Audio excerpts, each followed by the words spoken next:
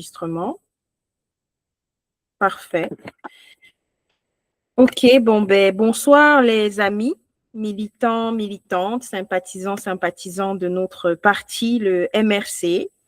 Bienvenue dans ce 4e module. On est déjà au 4e module qui est organisé ici dans le cadre du PDF Challenge en diaspora. Et ce soir, on va parler d'un module crucial. On va parler d'un sujet important sur la gestion des risques en politique. Parce que oui, s'engager dans la renaissance de notre pays, c'est oser prendre le risque. Et donc, le ou lesquels, comment, pourquoi, tout ça, on va voir dans un instant. Et pour nous entretenir sur le sujet, on a un homme de terrain. On a l'homme de la situation, donc Marcel, un homme de terrain et aussi de réflexion. Sa polyvalence n'est plus un secret pour personne. Au sein du bureau départemental du MRC en France, il est secrétaire délégué chargé de la mobilisation, de l'organisation et de la formation. Il est également le rédacteur en chef de l'émission qu'on voit tous les dimanches soirs, diffusée sur la page du MRC France. Et il est secrétaire de l'unité Suzanne Zamboué. Mais donc, ici, son regard sur le risque vient de toutes ces différentes casquettes, ici aussi professionnellement. Donc, malgré qu'il travaille dans l'IT, il a couvert un large panel de problématiques de sécurité, y compris la gestion des risques.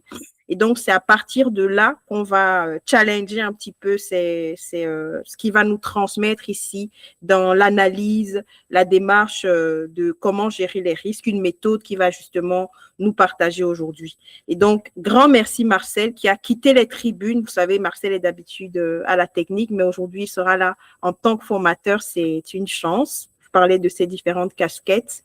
Donc, grand merci à tous ceux qui nous suivent. On a beaucoup d'assidus ici, les réguliers. Merci beaucoup et très bonne séance. À toi, Marcel. Oui, bonsoir à tous.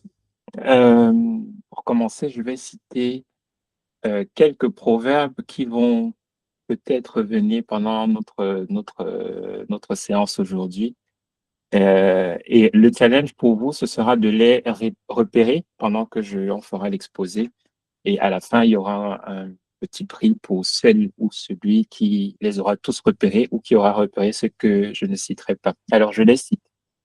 Ce qu'un vieillard assis voit, un enfant même debout ne peut pas regarder. Le derrière de la fille qui a vu le devant du garçon ne tourne pas comme le derrière de la fille qui n'a pas vu le devant du garçon.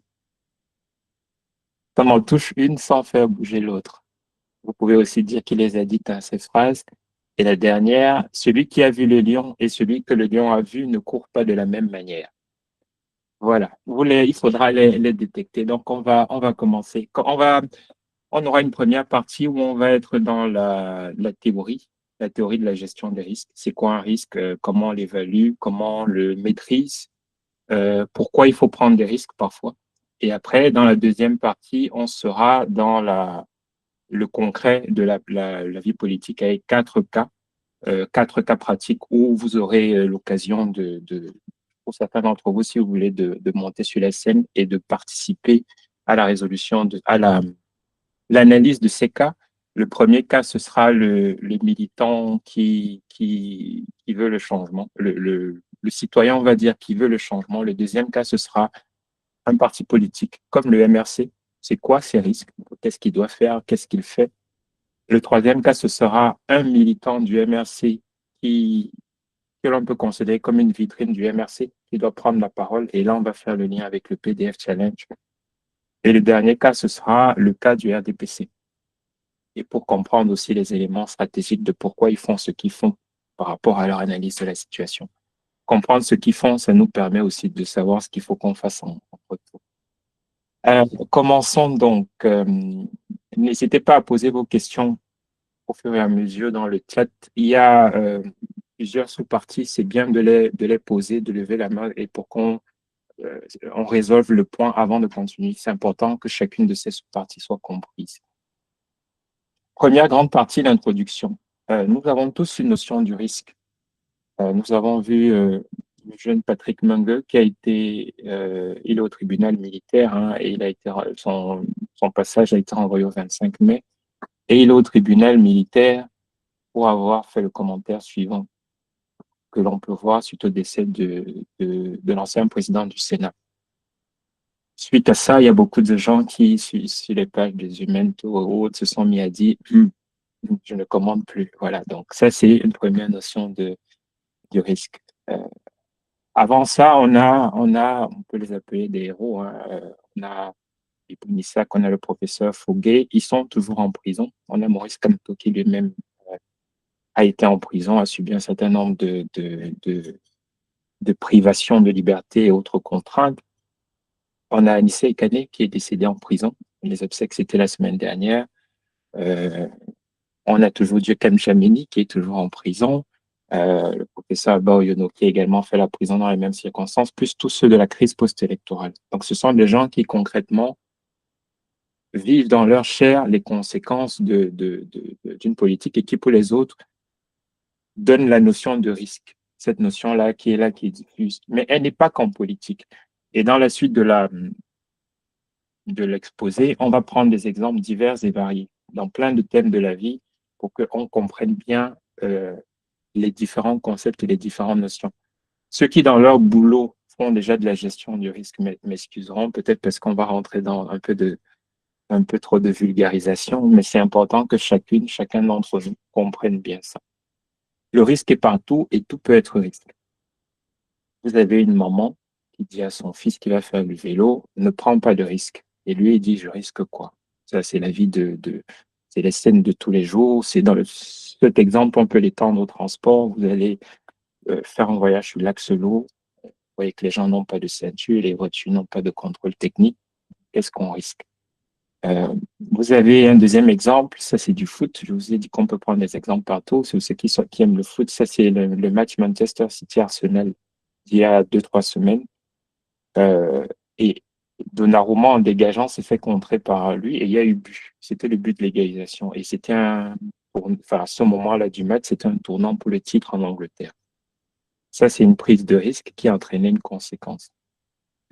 Vous avez des gens qui font des sports extrêmement dangereux.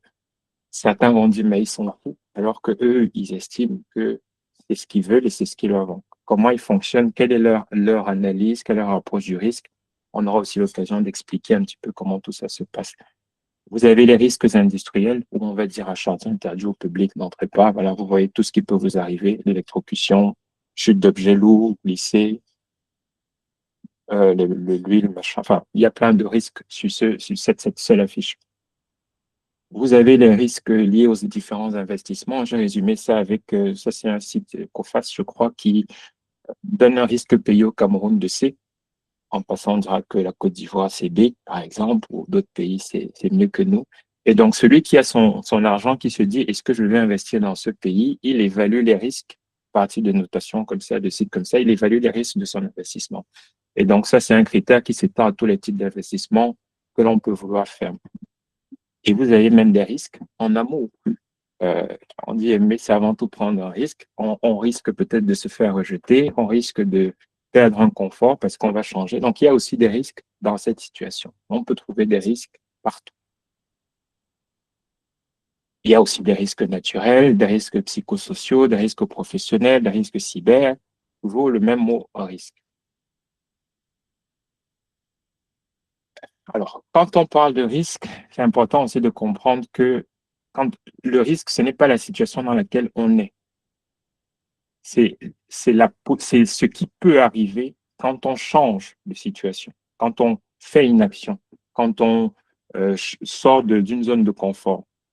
Et on va illustrer avec cet exemple. Vous savez, c'est la blague du monsieur qui tombe d'un étage d'un gratte-ciel de 100 étages. Et à chacun des étages, il se dit jusqu'ici, tout va bien.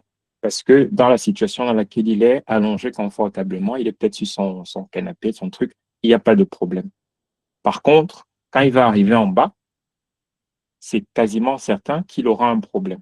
Donc, il n'a pas conscience du risque qu'il est en train de courir, alors que pour l'instant, tout va bien. Donc, le risque, c'est une projection sur le futur. C'est la possibilité que quelque chose de négatif arrive dans le futur. Et si on prend l'exemple précédent, bah, le risque ici, c'est que lui, il est peut-être un accident, c'est qu'on prenne un but, c'est qu'eux, ils meurent, c'est qu'ici, on perd son argent. Voilà. Euh, et donc, ce premier slide-là sur ce que le risque n'est pas, ça nous permet de dire que ce n'est pas parce qu'on ne connaît pas, qu'on n'a pas conscience ou qu'on n'a jamais vécu des conséquences que celles-ci ne peuvent pas arriver. Je vais souvent prendre des exemples sur le Cameroun, mais vous avez vu quand vous allez au Cameroun, des mototaximens, ils roulent tous sans casque. Le casque, c'est une contrainte, il fait chaud, machin. Pour eux, c'est une contrainte. Les gens qui s'appuient, attachent la ceinture derrière leur dos, juste pour que la voiture ne siffle pas, mais qui roulent sans ceinture. Et il y a plein d'autres choses qu'on fait comme ça, parce que soit on n'a pas conscience des conséquences de nos actions, soit on ne sait pas que ça peut arriver, soit on ne, voilà. Donc, ce n'est pas parce qu'on ne connaît pas les conséquences que celles-ci ne peuvent pas arriver. Ça veut dire que quand on parle de gestion de risque, il faut qu'on sorte de, de, de l'empirique et il faut qu'on adopte une méthode. L'empirique, c'est ce que je connais par mon expérience, c'est ce que je sens, c'est ce que je pense a priori, sans avoir fait une analyse réfléchie, alors que la méthode permet de sortir de mes préjugés personnels pour pouvoir dire est-ce que oui ou non il y a un problème. C'est ça que la méthode va nous permettre de faire. Et donc, dans la suite, on va parler de cette méthode. Le premier élément de la méthode, c'est on ne risque que ce qui a une valeur. Et ici, vous avez une citation, je vous aide, c'est la dernière fois que je vous aide. C'est Jacques Chirac, quand on lui disait qu'il y a un problème, je ne sais plus lequel de ces problèmes c'était, il disait, ça m'en touche une sans faire bouger l'autre. Ça veut dire que, ouais, Steve Perrol, on verra ça tout à l'heure, ne pas prendre de risque et un risque, ça dépend, on verra ça tout à l'heure.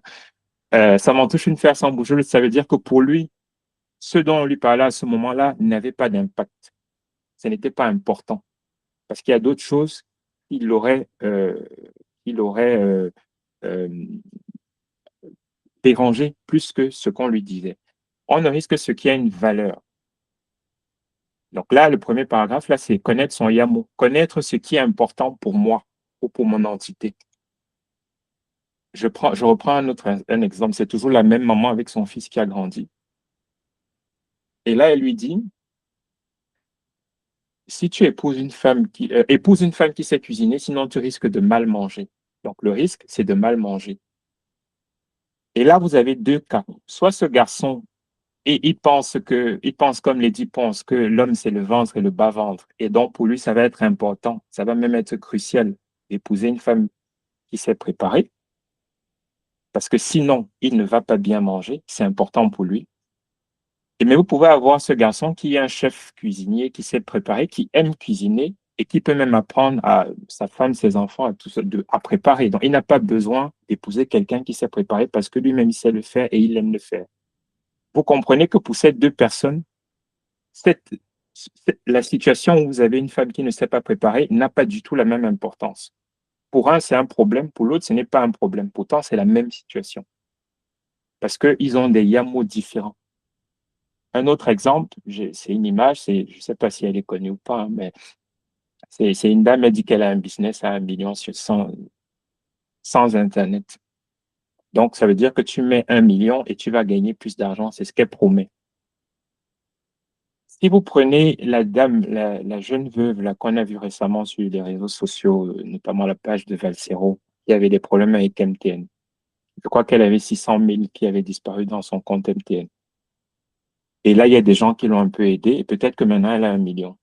Si cette dame lui dit, viens me donner 1 million pour faire le business, elle ne va pas réagir de la même manière que Dangote si la même dame vient lui dire ça. Surtout si cette dame, c'est le goût de Dangote. Je ne sais pas, mais peut-être. Donc, ce qui est important pour elle, le million, là, n'a pas la même valeur pour elle que pour lui. Et l'intérêt que ces deux personnes peuvent avoir pour cette dame n'est pas le même, donc ils vont se comporter différemment. Et donc, le risque qu'ils prennent ou pas ne sera pas le même. Donc, la première chose, c'est connaître son YAMO.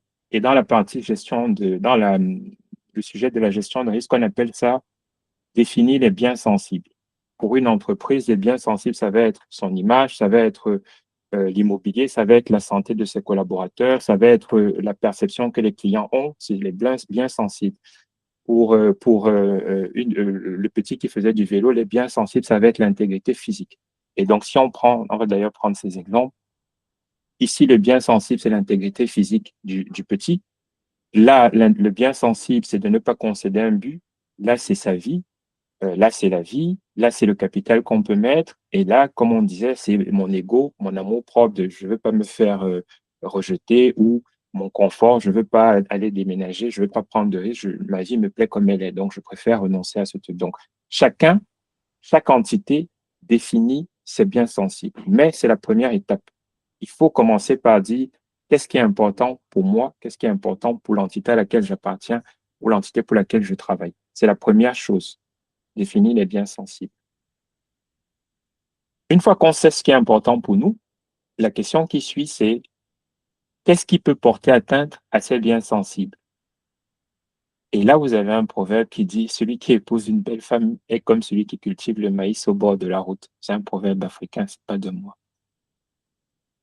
Les biens sensibles, qu'est-ce qui peut attaquer mes biens sensibles? Quand vous cultivez le maïs au bord de la route, tout le monde va passer et va ramasser. Donc, mon bien sensible va directement être menacé du fait qu'il soit au bord de la route.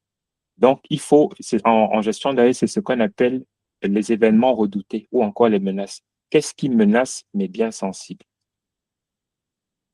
Donc, pour cet enfant, on peut dire qu'il y a différents types de menaces. Le premier, ça peut être, il peut faire une chute et il a juste des éraflures et le jean et les habits se déchirent. C'est le premier type d'événement. Il y a un deuxième type d'événement, c'est il a une chute avec un choc à la tête. C'est un deuxième type d'événement qui peut menacer son intégrité, qui était son bien sensible. Le troisième, c'est une voiture le percute. Il y a un troisième type d'événement. Si vous prenez ici, là, c'est mon capital d'1 million. Qu'est-ce qui peut menacer ça? Premièrement, elle part avec l'argent. Deuxièmement, imaginons qu'elle soit au Cameroun, les impôts, l'administratif, la corruption, tout ça vient dilapider tout le capital.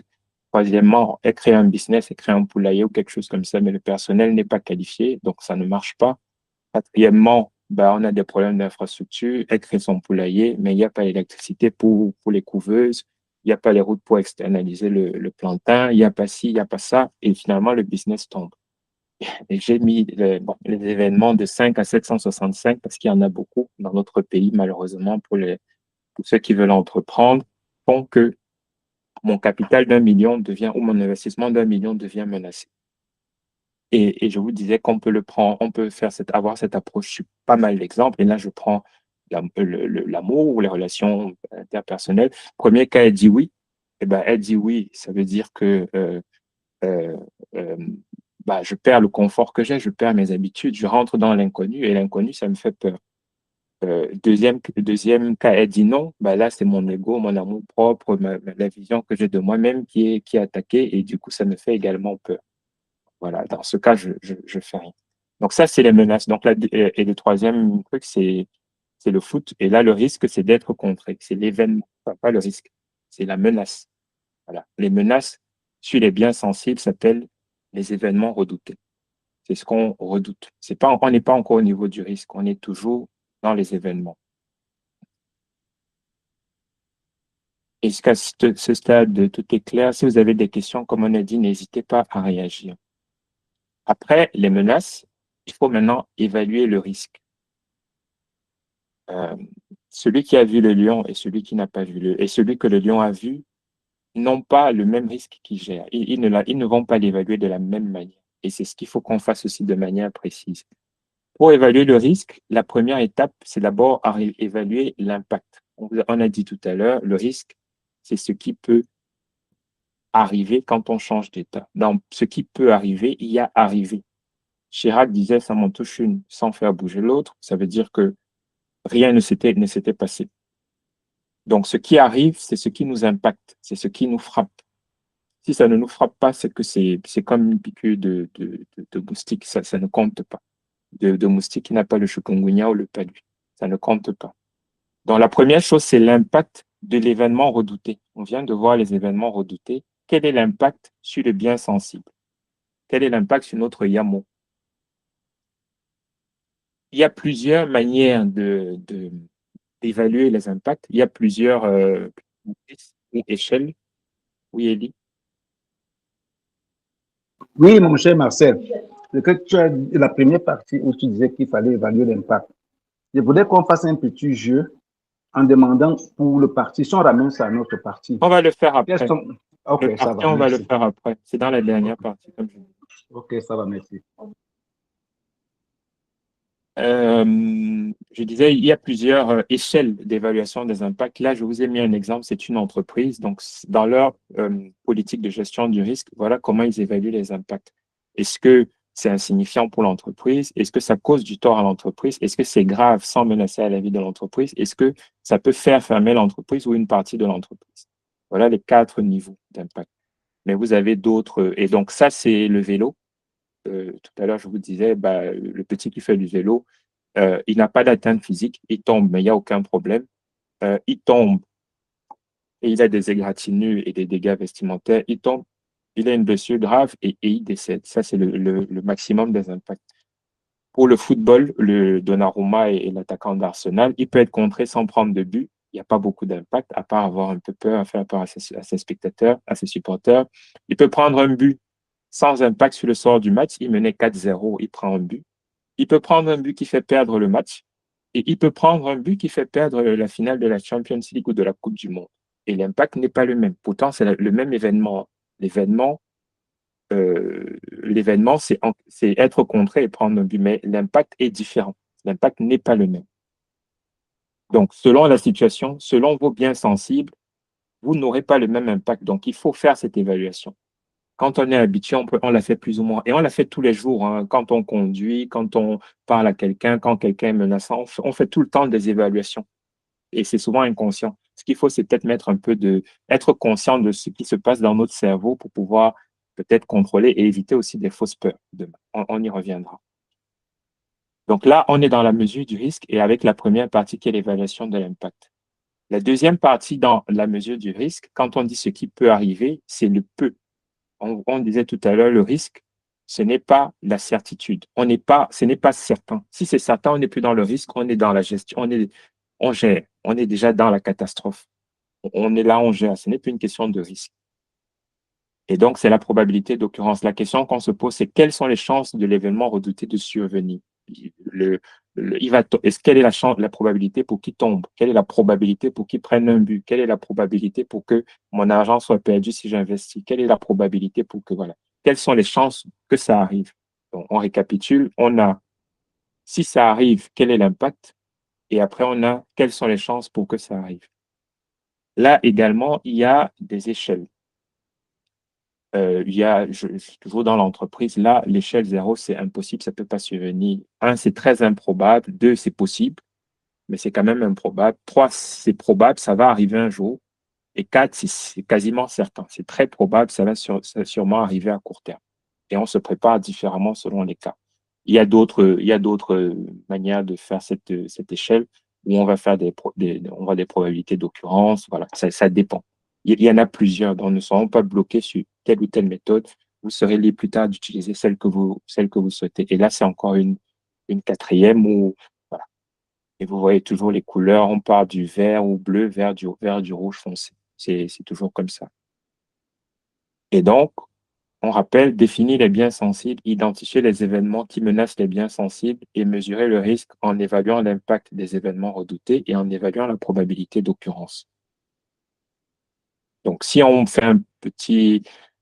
reprend quelques exemples, là, c'est quasiment certain que dans sa vie de cycliste, il va tomber et il va se faire des égratignures. C'est une probabilité élevée.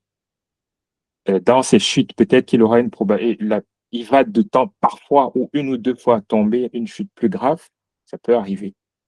Et peut-être qu'il peut rencontrer une voiture, même si c'est moins probable que la chute bénigne qui arrive tous les jours, enfin toutes les semaines quand on fait du vélo et qu'on est enfant dans ce genre de situation.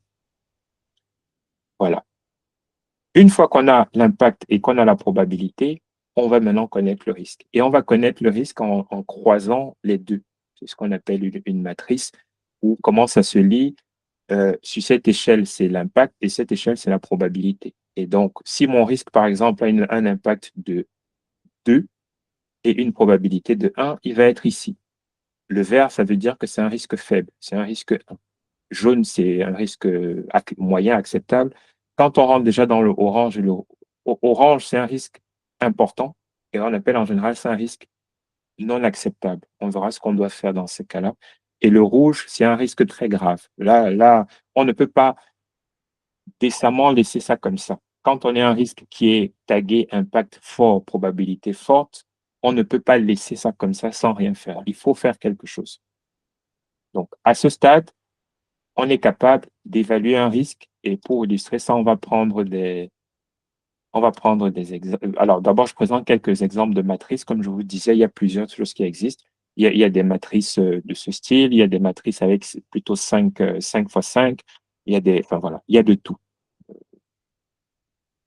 Et c'est pas toujours. Là, j'ai même 5 niveaux de risque. Le très rouge, le orange, le jaune, voilà.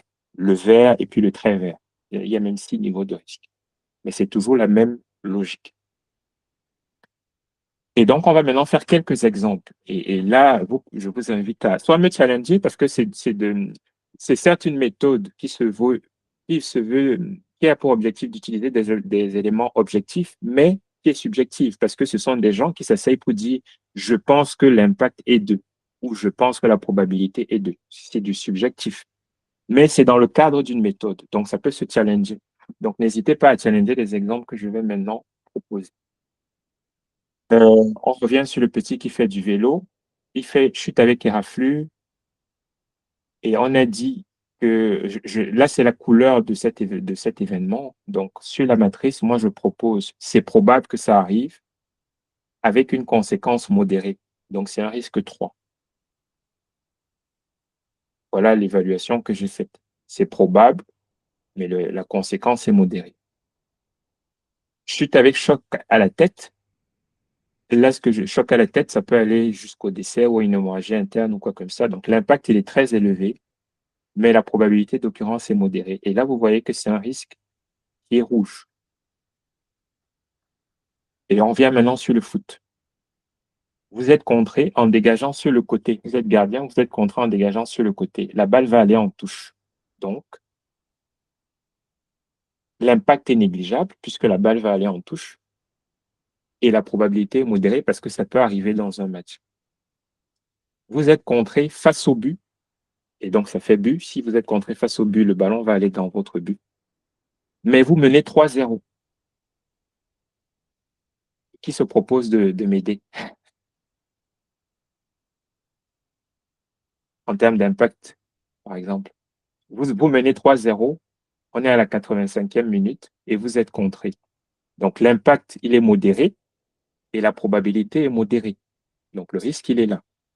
Ça veut dire que, comme c'est un risque qui est jaune et qui est acceptable, moi, en tant que défenseur, je peux faire la passe à mon gardien à la 85e si on mène 3-0, même s'il va être en difficulté. Je peux prendre ce risque. Être contré face à votre but à 0-0 à la 90e en finale de la Champions League, pour le club de foot, l'impact, il est très élevé parce qu'on perd la Champions League et donc ça donne un risque qui n'est pas acceptable. Il ne faut pas faire ça. Donc là, vous avez vu des exemples triviaux qui vous permettent de remplir une matrice de risque. Et on aurait pu faire ça avec les autres types de matrices de risque, hein, juste en adaptant un petit peu le truc. Donc, est-ce que c'est bien clair jusqu'ici? Un risque, c'est l'impact ou à la probabilité d'occurrence d'un événement redouté qui vient menacer un bien sensible, quelque chose qui est important pour nous. C'est ça un risque.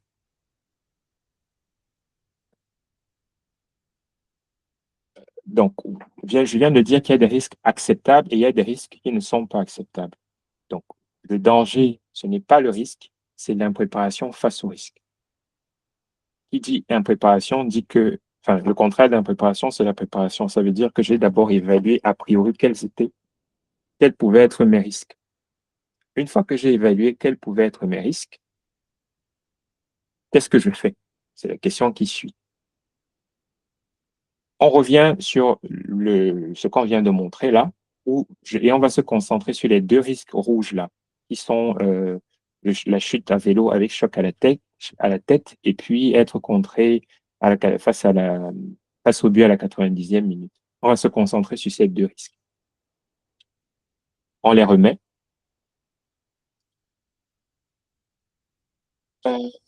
Comme c'est un risque inacceptable, la question, moi je suis la maman de cet enfant, ou le papa, plutôt je suis le papa, parce que les papas aussi peuvent faire des choses. Je suis le papa de cet enfant et je dis, il y a un risque inacceptable qu'il fasse une chute à vélo. Qu'est-ce que je peux faire? Une chute à vélo grave, qu'est-ce que je peux faire? Qui est probable, ça peut arriver. La probabilité n'est pas rare, elle n'est pas faible, ça peut arriver. Qu'est-ce que je peux faire pour réduire ce risque? Il y a plusieurs actions. Oui, vas-y. La première action, on peut décider que l'enfant n'utilise pas le vélo.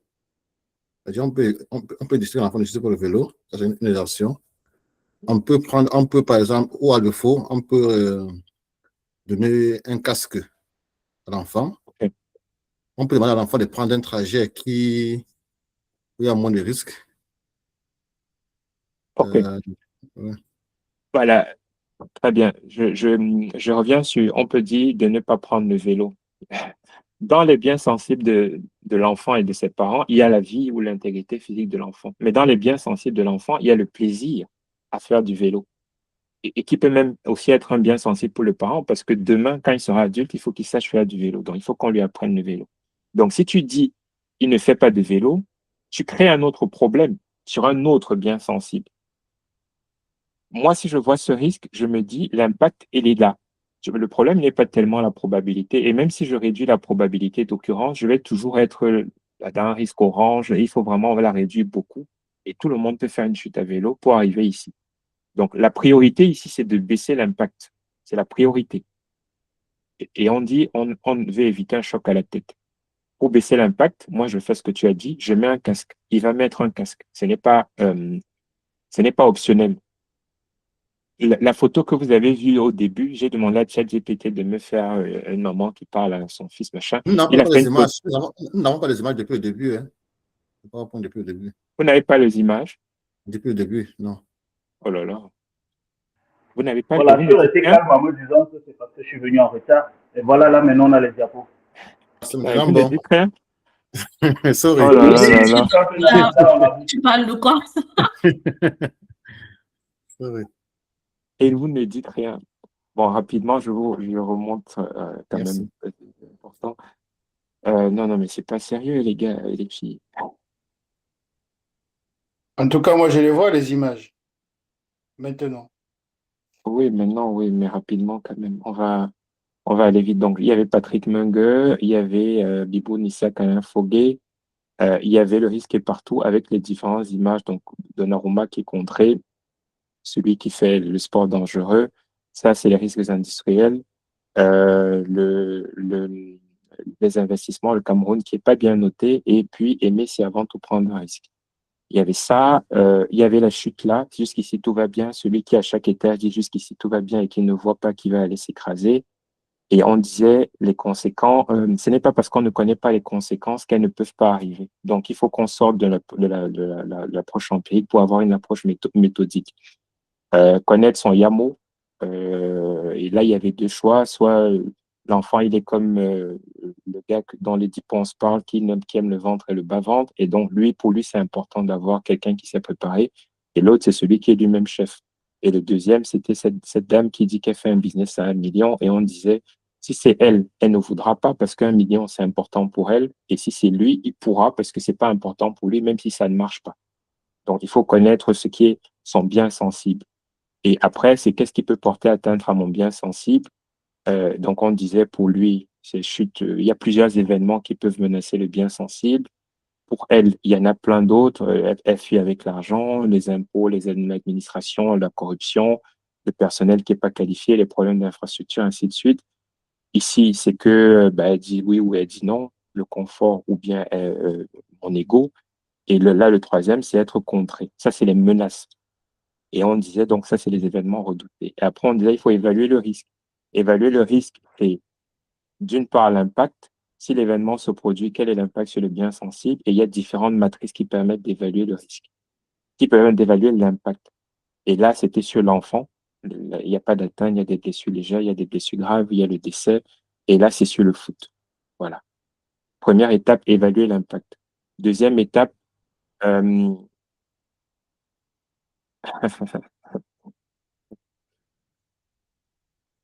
on n'était pas dans le risque puisqu'on était dans le réel. Quelles sont les chances de l'événement redouté de survenir? Et là, pareil, il y a différentes matrices que l'on peut retrouver. Enfin, voilà, il faut pas se formaliser sur une, il faut prendre celle que vous trouvez et appliquer la même démarche. Et après, le risque, c'est le croisement de la potentialité et de l'impact. Probabilité, impact. Et donc, on prenait, ça c'est différentes matrices, et puis on prenait les exemples. Chute avec éraflux, c'est ici, parce que c'est probable, mais l'impact est modéré. Chute avec choc à la tête, c'est là. Et donc, Idriss a répondu sans voir, hein, c'est ça, et fort. Hein. C'est là parce que l'impact, il est élevé, même si la probabilité est modérée. Et pour le foot, quand tu dégages sur le côté, c'est pas grave. Quand tu dégages en menant 3-0, c'est pas très grave. Enfin, quand tu prends un but en menant 3-0, c'est pas très grave. Mais quand tu prends un but à 0-0 à la 90e minute en finale, là, c'est grave et on est ici. Et donc, on disait, face à ça, il faut gérer le risque et notamment réduire ceux qui sont importants. Et donc, on était ici sur cet exemple en disant que comme ce qui est le plus important pour le premier, c'est l'impact, il faut qu'on réduise l'impact. Et pour réduire l'impact, on lui met un casque.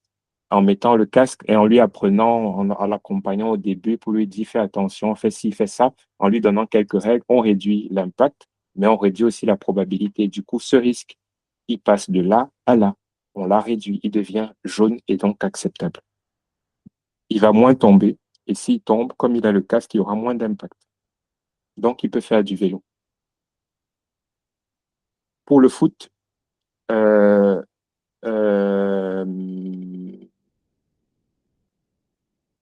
pour le foot, on va dire que quand on est assez dans cette situation, on ne fait pas la passe au gardien, hein, c'est tout.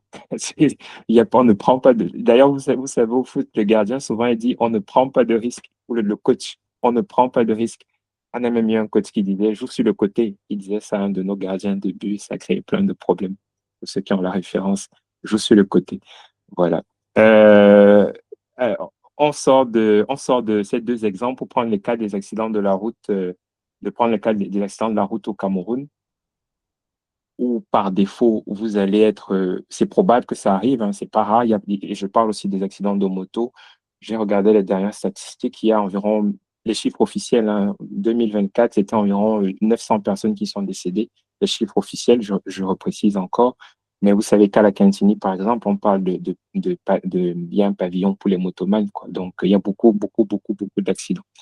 Euh, mais si on dit par exemple, je ne prends pas d'alcool, je ne conduis pas quand je suis fatigué, je m'assure que le contrôle technique de ma voiture est OK, ben, je change la probabilité d'occurrence de l'accident, je la ramène ici. Si à côté de ça, je mets la ceinture de sécurité, j'ai une vitesse adaptée, c'est-à-dire je protège mon intégrité, je réduis l'impact en cas d'accident. C'est-à-dire qu'avec cette action, je ne change pas la probabilité, mais je réduis l'impact. Donc le risque qui était là, il passe ici. Et la troisième chose, ça, c'est les pouvoirs publics. Et les pouvoirs publics, c'est la politique. Hein. C'est une des parties, une des raisons pour lesquelles nous sommes ici aujourd'hui. Les pouvoirs publics, c'est la politique. Si vous avez des infrastructures routières qui sont OK, des routes qui ne sont pas des mouroirs, si vous vous assurez que quelqu'un qui dit qu'il a son permis de conduire sait conduire, parce que c'est pas toujours le cas au Cameroun, malheureusement, si vous faites en sorte que quand quelqu'un dit qu'il a un contrôle technique, OK, c'est impossible qu'il ait juste envoyé 10 000 et qu'on lui ait donné le truc alors que la voiture ne s'est même pas déplacée. Ce n'est pas toujours le cas au Cameroun. Si vous faites ça, vous réduisez encore à la fois les impacts, puisque les voitures sont de meilleure qualité sur les routes sont moins accidentogènes, donc moins graves, les chocs ne sont pas frontaux, ainsi de suite. Et vous réduisez aussi la probabilité d'occurrence. Et la différence entre ça et ça peut faire 1000 vies par an au Cameroun. Entre ça et ça peut changer, ça peut sauver 1000 vies. Et quand on dit 1000 vies, ça veut dire ou des pères de famille, des mères de famille, ça peut toucher 5000, 10 000 personnes dont la vie est gâchée parce qu'on n'a pas fait ces contre-mesures. Et ça, comme je dis, donc ça, c'est individuel, c'est chaque citoyen qui doit le faire, mais ça, c'est le politique qui doit le faire. Et c'est aussi une de nos raisons d'être. Si un parti politique ou bien un État décide que le bien le plus sensible, c'est la vie de ses concitoyens, on vous rappelez, hein, le bien sensible, c'est moi qui décide, c'est chacun qui décide, c'est chaque entité qui décide. C'est pas imposé de l'extérieur. S'ils décident que le bien le plus sensible, c'est le pétrus, on y reviendra, ou le champagne, c'est pas la même chose que s'ils décident que le bien le plus sensible, c'est la vie de leurs concitoyens. Et ils n'agissent pas de la même manière. C'est normal. Donc la question, ça part de là. Donc ça, c'est la notion de contre-mesure. Et là, je voulais faire une emphase sur la règle. C'est-à-dire que quand vous êtes dans une entité, ça peut être un établissement scolaire, ça peut être une entreprise, ça peut être un État, ça peut être un parti politique, on peut laisser chacun réfléchir aux contre-mesures du risque en disant, il faut faire ci, si on reprend le cas de la voiture, il faut que je fasse la ceinture. Ou on peut fixer des règles qui font qu'on n'a pas besoin de réfléchir. Par exemple, la ceinture ou le casque à vélo, c'est obligatoire. En France, le casque pour les enfants à vélo, c'est obligatoire. Jusqu'à 10 ans, je crois, c'est obligatoire, même si tout le monde ne le fait pas. La ceinture de sécurité, c'est obligatoire en théorie quasiment dans tous les pays. Le code de la route, c'est un ensemble de règles qui font qu'on réduit les risques sur la route. C'est un ensemble de règles. Les équipements de protection individuelle sur un chantier, c'est obligatoire dans certains pays. Pour réduire les risques, on ne demande pas à chacun de réfléchir, est-ce que je mets un EPI ou pas, c'est obligatoire. Les statuts ou règlements intérieurs d'une association et les partis politiques, c'est une association, ben, ça dit un certain nombre de choses qui font réduire les risques qui concernent ce parti politique ou cette association. On y reviendra plus tard. Et là, il faut quand même aussi dire attention aux règles absurdes. Et moi, on définit deux types de règles absurdes. Les premières, c'est les règles qui sont sans fondement. On peut retrouver dans l'administration où on vous dit, je prends un exemple toujours au Cameroun, sur l'axe l'eau, vous avez des panneaux 60, limitation à 60 km à l'heure, où c'est souvent là qu'ils se placent avec le radar. Ces panneaux datent d'une quinzaine d'années quand ils faisaient des travaux au niveau des ponts. Donc, à ce niveau-là, ils avaient mis le panneau 60. Les travaux sont terminés depuis longtemps, mais le panneau est resté. Sa seule utilité, c'est de vous flasher. Il n'y en a pas d'autre. Il n'y a pas de danger, il n'y a rien. Mais c'est ça le truc. Ça veut dire que si un conducteur ralentit, c'est uniquement pour ne pas se faire flasher. Ce n'est pas parce qu'il pense qu'il y a un danger ou la sécurité. Ça veut dire que quand un conducteur lui fait les appels de phare pour lui dire il n'y a pas, ils ne sont pas là, les radars ne sont pas là, il va rouler super vite à cet endroit. Et donc là, le panneau perd son sens. Ça devient absurde, puisqu'il n'est plus là pour nous aider à réduire nos risques, il a une autre utilité. Et quand il va dire panneau 110, il ne va pas non plus respecter, puisque le panneau perd son sens. Et elles sont absurdes aussi quand elles ne sont pas comprises. Je vous ai pris l'exemple de celui qui attache la peinture dans son dos.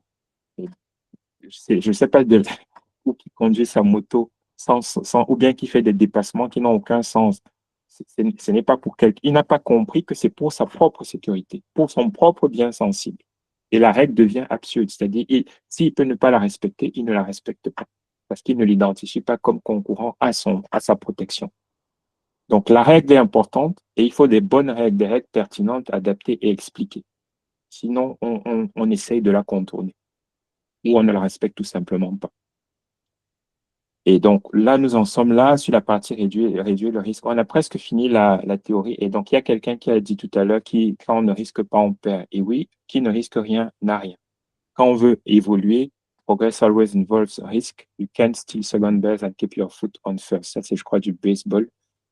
Et là, on va l'illustrer comment? On va l'illustrer comme ça. Avec le Covid, qui est sorti officiellement aux alentours de mars 2020 dans tous les pays. Si vous vous souvenez de cette époque, on voyait des gens qui mouraient à l'appel, notamment en Italie. Je ne sais pas si parmi vous, il y a des gens qui étaient en Italie. On voyait des gens qui mouraient à l'appel. Et donc, et on n'avait pas beaucoup de connaissances sur comment on commençait à dire de mettre les masques, machin, mais ce n'était pas très clair. Donc, en France, par exemple, le 16 mars 2020, on a dit confinement, tout le monde reste chez soi. Et on a essayé de dire ça dans les autres pays. Donc, à ce moment-là, la probabilité d'avoir le virus était assez élevée et l'impact pouvait être très élevé. Donc, on peut mettre le risque ici entre orange et rouge. Et la consigne, c'est de rester chez vous. La contre-mesure, c'est rester chez vous. Mais si je fais ça et que je suis au Cameroun et que je suis Bayam Selam, j'ai un autre j'ai un autre événement qui menace mon ventre et le ventre de ma famille. Si je reste chez moi, c'est l'autre événement, ça menace mon intégrité physique d'une autre manière plus directe et que je connais, parce que la fin, on la connaît. Et là, le risque, il est beaucoup plus important. Je l'évalue inconsciemment, certes, mais il est beaucoup plus important. C'est-à-dire que c'est certain on n'aura rien à manger ce soir si je reste à la maison, c'est certain. Et l'impact, il peut être élevé parce qu'au bout d'1 ou 2 jours, on va tous mourir. Peut-être que le Covid va nous tuer, mais là, c'est sûr que la faim va nous tuer. Quel est le résultat? C'est que le confinement n'a aucun sens pour nous dans cette situation. Ça n'a aucun sens. Et c'est ce qu'on a vu dans nos pays, où les gens ont dit on ne peut pas rester à la maison, on va se débrouiller. Alors que dans des pays où, en restant à la maison ou en suivant un certain nombre de règles, vous avez peut-être des aides, le salaire est toujours payé, vous avez la possibilité d'aller faire ou de commander les courses ou d'être livré ou d'être machin. Là, vous restez à la maison parce que ce risque, il n'est pas ici, il va être beaucoup plus faible. À part le désagrément de ne pas sortir, il n'y en a pas quasiment. Vous télétravaillez, voilà, vous allez rester chez vous. Et ce risque devient le plus important. Donc, il y a le risque à ne pas faire qu'il faut aussi évaluer. Bon, je ne vais pas prendre l'exemple du foot. Et en gestion du risque, ce risque à ne pas faire, on peut aussi l'appeler gain. C'est-à-dire que je peux reprendre le même exemple du débrouillard du Covid, en disant que sortir, voilà le risque, mais sortir, voilà le gain. Sortir de chez moi, voici le risque, mais sortir de chez moi, voilà le gain. Et le gain, c'est exactement la même chose que la matrice impact probabilité. Là, on est sur avantage, probabilité. Mais c'est la même logique. C'est-à-dire, quel est l'avantage pour moi? Est-ce qu'il est fort ou pas? Et quelle est la probabilité d'occurrence? Et donc, si je sors et que je peux ramener 5000 le soir, c'est beaucoup plus important que la peur de mourir du Covid. Et donc, je vais sortir. Ça veut dire quoi? Ça veut dire que quand vous avez un risque que vous ne pouvez pas réduire à un niveau acceptable, la seule raison pour laquelle vous pouvez le prendre, c'est si vous avez une espérance de gain plus importante. La seule raison pour laquelle il faut prendre un risque qui est élevé, c'est si l'espérance de gain est plus importante que l'impact négatif potentiel sur vos biens sensibles. Sinon, c'est de l'inconscience, voire une faute. Je prends un exemple personnel. C'était le 12 février 2025. Je regardais la vidéo du professeur Kanto où il était chez Valérie Ndongo et c'est l'époque où c'était la 3e partie où il parlait de Douala et de Yaoundé. S'il arrive au pouvoir, qu'est-ce qu'il va faire de Douala et de Yaoundé? Et moi, j'étais à l'arrêt de bus et je regardais mon téléphone et j'avais mon sac à dos. Quelqu'un a ouvert mon sac à dos sans que je m'en rende compte, les 2 poches, et il a pris mon ordinateur du boulot. Et je n'ai rien vu parce que j'étais concentré. Maintenant, son travail a été facilité, donc la probabilité d'occurrence était facilitée. Pourquoi? Parce que en fermant les poches de mon sac, je les fermais en haut. Je mettais les fermetures en haut, les 2. On peut les mettre sur le côté en bas, moi je les mettais en haut. Et je me disais, c'est impossible. Et je me suis dit plusieurs fois, bah, mets-les en bas. Je me suis dit, non, personne ne peut venir ouvrir mon sac alors que je suis là, c'est impossible. J'avais mal évalué la probabilité. Ça m'aurait coûté quoi? Ça veut dire que j'ai pris un risque qui n'avait aucun avantage. Il n'y avait aucun intérêt. Ça ne m'aurait coûté 2 secondes de mettre les fermetures tout en bas et de façon opposée, c'est-à-dire qu'il ne peut pas ouvrir les 2 fermetures sans que je m'en rende compte. Mais je ne l'ai pas fait pour gagner 2 secondes. Ça, c'est de l'inconscient et c'est même une faute parce que je prends un risque qui n'a aucun avantage. Ça aussi, c'est important à comprendre pour la suite. Quand vous avez fini d'estimer vos risques, si vous avez un risque qui est élevé, la seule raison pour laquelle vous pouvez le prendre ou vous devez le prendre, c'est pour poursuivre un gain qui est plus important que l'impact négatif de ce risque. Et je crois qu'on a terminé. Donc, c'est ça, attention à la négligence et à la faute. Attention à ça, surtout en tant que militant d'un parti politique. Et donc là, on a terminé la première partie qui était le bilan, enfin la partie théorique, où on récapitule, on définit les biens sensibles, on identifie les événements redoutés, on mesure le risque en évaluant l'impact et la probabilité d'occurrence.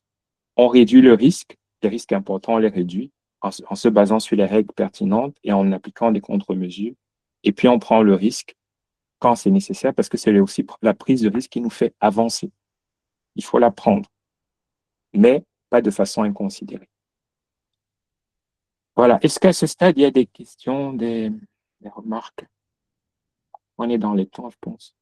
Oui. Idriss? Oui, merci pour ce point pratique qui est très riche. C'est juste pour savoir comment éviter de sous-évaluer les risques. Parce que j'estime que si peut-être un risque est sous-évalué, probablement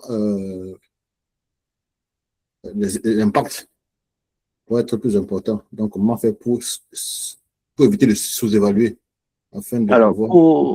pour sous-évaluer le risque, en général, tu vas soit sous-évaluer l'impact, la conséquence, soit la probabilité d'occurrence. Et c'est souvent la probabilité de l'occurrence parce que l'impact, c'est tout de suite, ça touche tout de suite ton bien sensible. Si on te dit, je ne sais pas lequel des exemples tu veux qu'on prenne parmi les exemples que j'ai cités, si on te dit ton fils tombe ou bien toi tu tombes et tu tapes ta tête par terre, tout de suite tu vois l'impact. Ce que tu ne vas pas bien voir, c'est est-ce que ça va m'arriver à moi? Est-ce que ça peut m'arriver à moi? C'est comme l'histoire des mototaximans. C'est-à-dire que il sait que, il a vu les autres mourir, hein. Il les a vus mourir. Il les a vus être cognés par le camion. Il les a vus déboîter et se faire renverser. Il les a vus mourir. Mais il se dit quoi? Ça ne peut pas m'arriver à moi. Donc, en général, on est plutôt bon, même, même intuitivement, dans l'évaluation de l'impact. Quand ça nous concerne. Là où on n'est pas bon, mais là où on n'est pas bon, c'est sur la probabilité. Là où on peut ne pas être bon, plutôt, c'est sur la probabilité. Et là où on peut ne pas être bon également sur l'impact, c'est quand ça ne nous concerne pas directement. Je reprends l'exemple de la matrice qui était donnée avant avec je vais faire comme ça, avec comment on appelle, l'entreprise. Je pense que l'exemple, il était ici. Tu vois, quand tu me dis impact grave au niveau de la vie de l'entreprise, moi, si je suis un collaborateur dans l'entreprise et que je fais des choses qui sont censées être interdites, par exemple la fraude, des atteintes aux données personnelles des clients, ce genre de choses, je ne vois pas tout ce que l'entreprise encourt. Les gens ne savent pas, par exemple, que si vous avez une divulgation des données personnelles à l'extérieur, l'entreprise peut payer jusqu'à 4% de son chiffre d'affaires à la CNIL en France. 4%. Et c'est peut-être le cas dans d'autres trucs. Si l'entreprise est condamnée pour corruption dans certains pays, les amendes pour l'entreprise et pour le PDG peuvent être très élevées. Donc, le PDG, il en a conscience et donc il crée des comités, des groupes, des machins qui vont contrôler, qui vont auditer les autres parce qu'il veut se protéger. Mais le collaborateur qui fait son truc tous les jours, lui, il veut aller vite, il veut bypasser les étapes parce qu'il veut, mais il n'a pas conscience des risques au niveau des autres. Donc, c'est ça qui fait qu'on peut sous-estimer quelque chose. Et je voulais montrer quelque chose que j'ai vu tout à l'heure dans une des méthodes d'évaluation de la probabilité ici. Tu vois, ils disent, puisqu'on disait que c'est la probabilité qu'on a du mal parfois à estimer, ils disent l'événement est probable au regard des statistiques et des incidents internes. Là, c'est interne à une entreprise. Mais par exemple, si c'est un motoman, même s'il pense que lui n'aura jamais d'accident, moi, je vais lui dire, attention, sur 100 motoman, en moyenne, 4 font un accident par semaine. Donc, en 25 semaines, tu risques d'être dedans si tu conduis comme la moyenne des motomans. Ça veut dire que pour que tu ne sois pas dans les autres, 25 semaines, c'est la moitié d'une année, hein. Ça veut dire en un an, tu vas avoir 2 accidents, toi, si tu conduis comme la moyenne des gens. Donc, il te faut un casque et conduire ceci comme ci, comme ci, comme ci. Tu vois ce que je veux dire, Idriss? Si tu te bases sur des statistiques pour évaluer la Très bien, très bien, probabilité très bien. et pas sur ton sentiment de Superman, parce qu'on a un biais, on a les biais où on pense qu'on est plus fort que les autres, hein. Il y a des statistiques qui disent que 80% des gens pensent qu'ils conduisent mieux que la moyenne des gens. Ça, c'est impossible. Parce que la moyenne, c'est comme, mais tout le monde pense qu'il conduit mieux que les autres. Donc, il y en a qui se trompent dans le lot. Voilà. Donc, prenons plutôt les statistiques, comme les assurances font, pour faire ces estimations. Ça évite les biais. Quand les statistiques existent. Si elle n'existe pas, ben, c'est de la réflexion. Et comme on disait, on peut se tromper. Si tu te rends compte que quelque chose t'est arrivé, que tu avais mal anticipé, tu adaptes pour la prochaine fois. D'autres questions?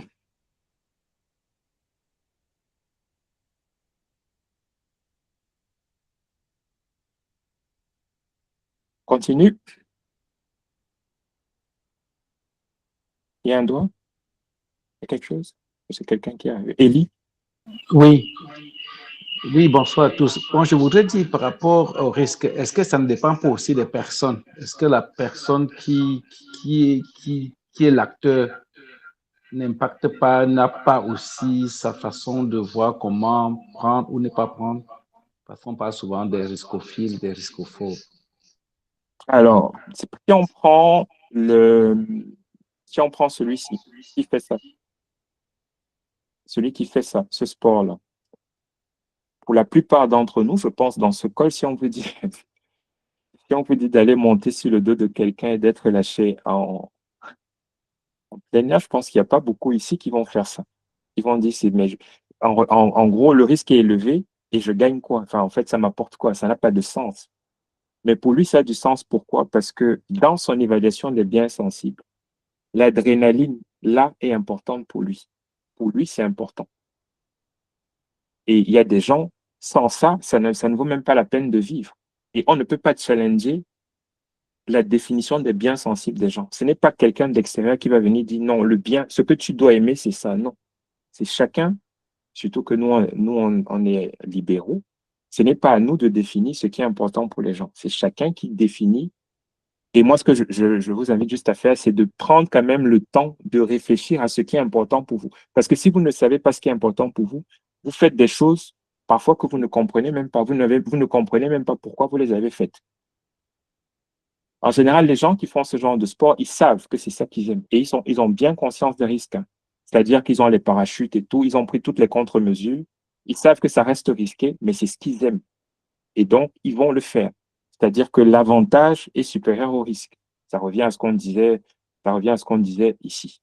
L'avantage est supérieur au risque. Et ils vont le faire. Mais l'avantage pour eux et le risque pour eux. Alors que moi, il y a zéro avantage à faire ce truc. Il est là, le truc. Zéro. Zéro. Mais le risque, il est élevé, donc je ne vais jamais le faire. Pour moi. Mais il y a d'autres choses que moi je fais que les autres ne vont pas faire.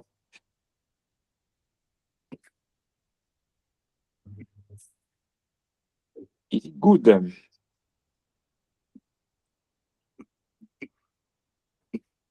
Cas pratique. Maintenant que vous êtes des experts.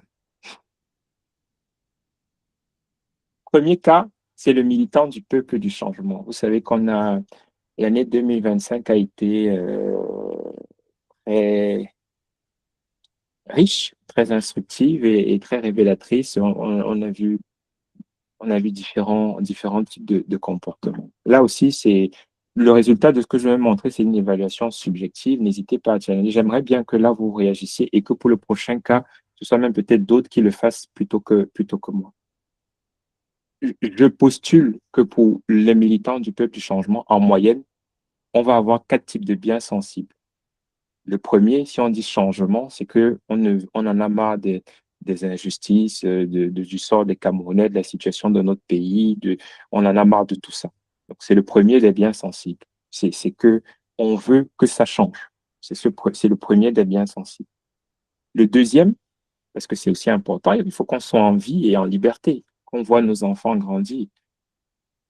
Et je dis bien en moyenne, hein, ça veut dire qu'on n'a pas tous la même sensibilité à ces biens sensibles. Mais en moyenne, et peut-être que j'en ai oublié, mais j'ai listé les 4 là. Donc, être en vie, être en liberté, ne pas être arrêté, tout ça, c'est un deuxième bien sensible. On est ici.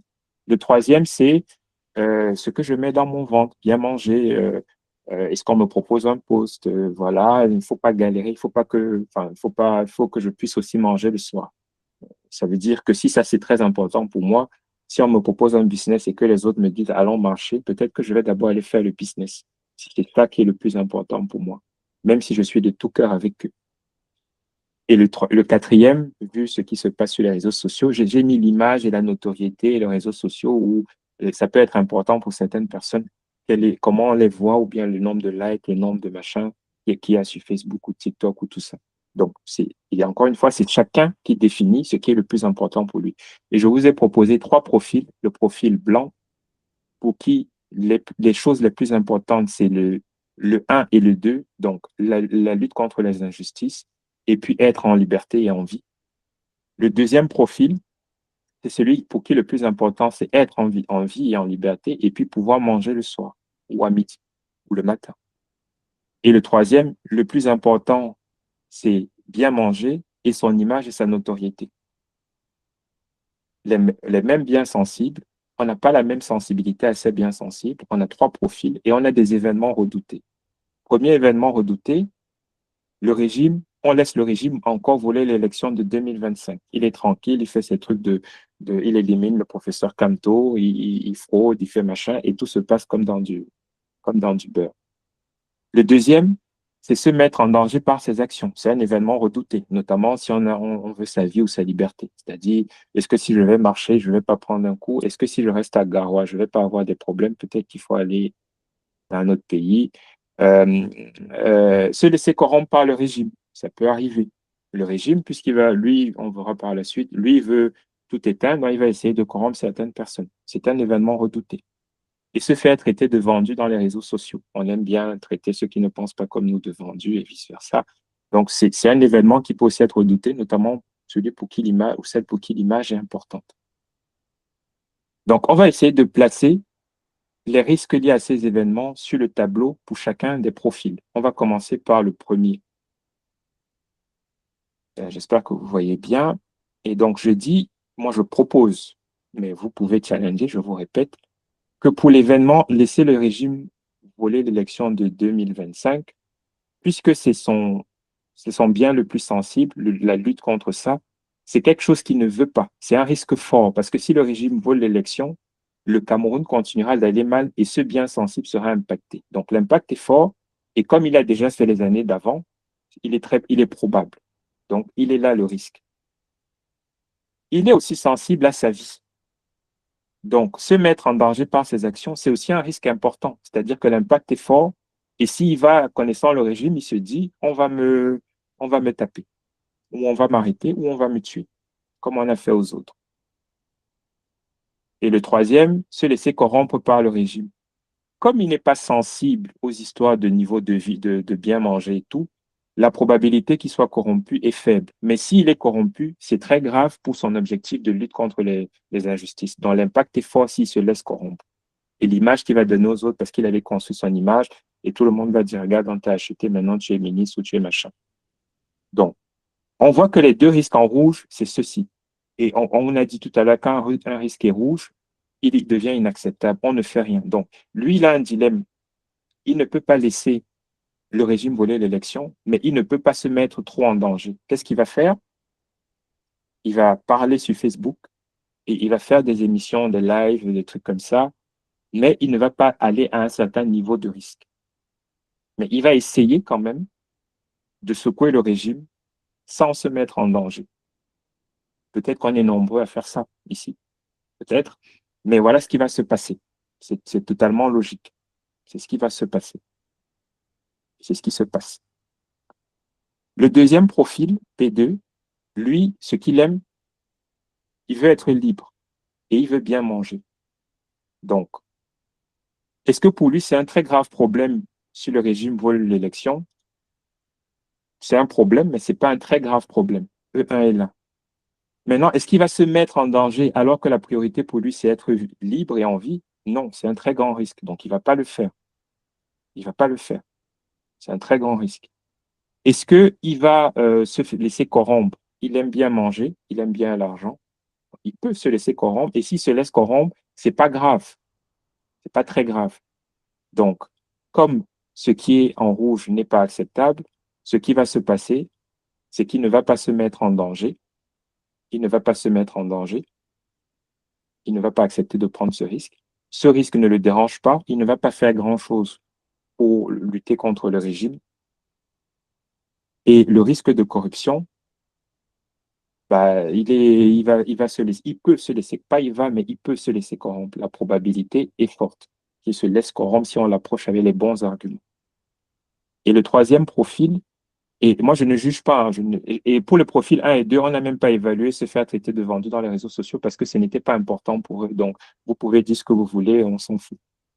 Exemple, Jean de Dieu Momo, qui était plutôt dans le profil 2, bah, vous pouvez dire ce que vous voulez. Bon, peut-être qu'il bagarre parfois sur Internet avec vous, mais il s'en fout. Voilà.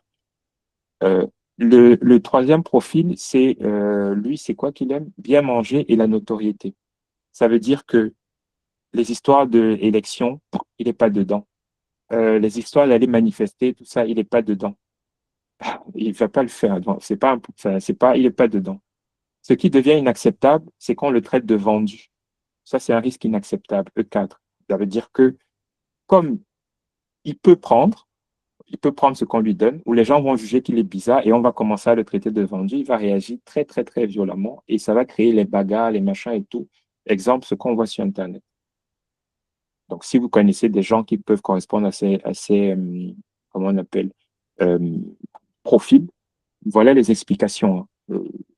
Je ne fais pas de la psychologie, c'est juste les profils. C'est comme ça que les gens réfléchissent, même quand ils ne se rendent pas compte que c'est comme ça qu'ils réfléchissent. Voilà. Donc ça, c'est le militant du peuple du changement, c'est le truc global. Maintenant, on va rentrer dans le détail avec le MRC. Et c'est là où je vous demande, on n'est pas en retard, on est plutôt bien au niveau timing. Et donc, je vous propose qu'on prenne un peu de temps quand même pour que vous puissiez participer. Oui, Idriss. Oui, merci. C'est par rapport aux biens sensibles là, notamment le dernier relatif à l'image, l'autorité et les réseaux sociaux. Selon ton explication, c'était que c'est plus relié à ceux qui ne veulent pas prendre du risque. Mais Non, je me dis que non, dans j'ai les... pas dit ça. J'ai pas dit ça. J'ai dit que pour le profil P3, ce qui est important pour lui, c'est manger. Et tu vois, c'est B3. Le 3, c'est ça, et le 4, c'est ça. C'est ça qui est important pour lui. Mais tu peux très bien avoir un profil où ce qui est important, c'est le 1 et le 4. Et là, tu vas avoir quelqu'un qui va même prendre des risques, qui va être en tête des manifestations et tout ça. Il va être en tête des manifestations, mais après, il va aller tout mettre sur sa page Facebook ou YouTube pour avoir aussi les likes. Donc, il va s'engager. Exactement, c'est ça que Non, mais c'est pour ça que j'ai bien dit, ça dépend du type de profil et donc ça dépend du bien sensible que chacun définit. D'accord. Simplement, quand toi tu analyses quelqu'un, je vois que Pierre Gaëtan est là. Dimanche, il a expliqué, mais du point de vue plutôt psychologique, avec notamment la gestion du stress, pourquoi certains se retrouvent à faire, par exemple, les bagarres sur Internet. Il a expliqué. C'était un éclairage plutôt psychologique, et là, c'est l'autre éclairage avec cette méthode. Mais le résultat est le même. Et moi, ce que je dis, c'est que si tu te retrouves à faire des bagarres sur Internet et que tu oublies ce combat, c'est que dans tes biens sensibles, ce n'était pas le combat numéro un. Et donc, et ça veut aussi dire quoi? Parce que je vois le commentaire de Pierre Gaëtan. Ça veut dire que, parce que Pierre Gaëtan disait, si tu vois quelqu'un qui commence à dégamer sur Internet, tu peux aller lui parler pour lui dire, voilà, et qu'on crée même des cellules psychologiques et tout. Mais ça veut aussi dire que si tu vois quelqu'un qui se comporte comme le profil violet, alors qu'il dit qu'il est du peuple du changement. Rien n'est immuable, hein. Peut-être que nos ex-camarades de parti, ils étaient vraiment engagés dans la lutte contre l'injustice et avec le temps ou bien des problèmes familiaux ou bien je ne sais pas quoi, ce qui est devenu le plus important, c'est manger. Ce n'est pas condamnable, c'est la vie. C'est la vie. On ne juge pas les préférences des uns et des autres. Je dis juste que si quelqu'un est dans une situation de profil, ce n'est pas une fatalité. Parce que si on va lui expliquer pourquoi on combat, là, c'est ce que Pierre Gaëtan appelle le sens. Et moi, je ne pense pas que le sens, ça vient de l'extérieur. C'est intérieurement qu'on doit se donner le sens. Mais on peut aider en éclairant, en portant des... Regarde, là-bas, ils boivent l'eau qui tombe, qui est par terre. Est-ce que pour toi, c'est correct? Là-bas, ils font ci, là-bas, ils font ça. Il y a des morts inutiles sur les routes. Est-ce que pour toi, c'est correct? Est-ce qu'on laisse? Si tu dis oui, on laisse, OK, tu laisses, il n'y a pas de problème. Mais si tu dis on ne laisse pas, il faut que ça déclenche quelque chose en toi-même qui fasse que ton bien sensible numéro un de redevienne la lutte contre les injustices. Et là, tu vas changer. Donc, on peut, et nous, en tant que militants, en tant que vitrine, on peut concourir à ça. Dans, dans la Bible, on dit on n'allume pas une lampe pour la mettre sous le boisseau. Ben, c'est ça, nous sommes censés être des lampes. Il faut qu'on éclaire les autres de manière à ce que dans leurs actions, ils se comportent, ils aient envie d'avoir le même sens que nous. Ils aient cette envie. Donc, il n'y a rien qui est figé. J'ai juste pris des exemples de profils. Des exemples ici. Mais on peut travailler sur d'autres exemples de profils, il n'y a aucun problème. On peut avoir quelqu'un qui a les quatre à égalité, ça dépend. Vraiment, si vous êtes capable, vous-même qui êtes là, de dire vous êtes dans quel profil, c'est déjà un premier pas. Vous-même, pour vous, c'est déjà un premier pas. Alors, le parti, c'est quoi? C'est bien sensible. Qui veut proposer quelque chose, que ce soit en commentaire ou en audio? N'hésitez pas à ouvrir vos micros. Pour un parti comme le parti là, j'entends le MRC. C'est quoi? C'est bien sensible. Vous pouvez en dire un et puis les autres, ça fait une liste à la première. Son image. En image, très bien. Et d'autres?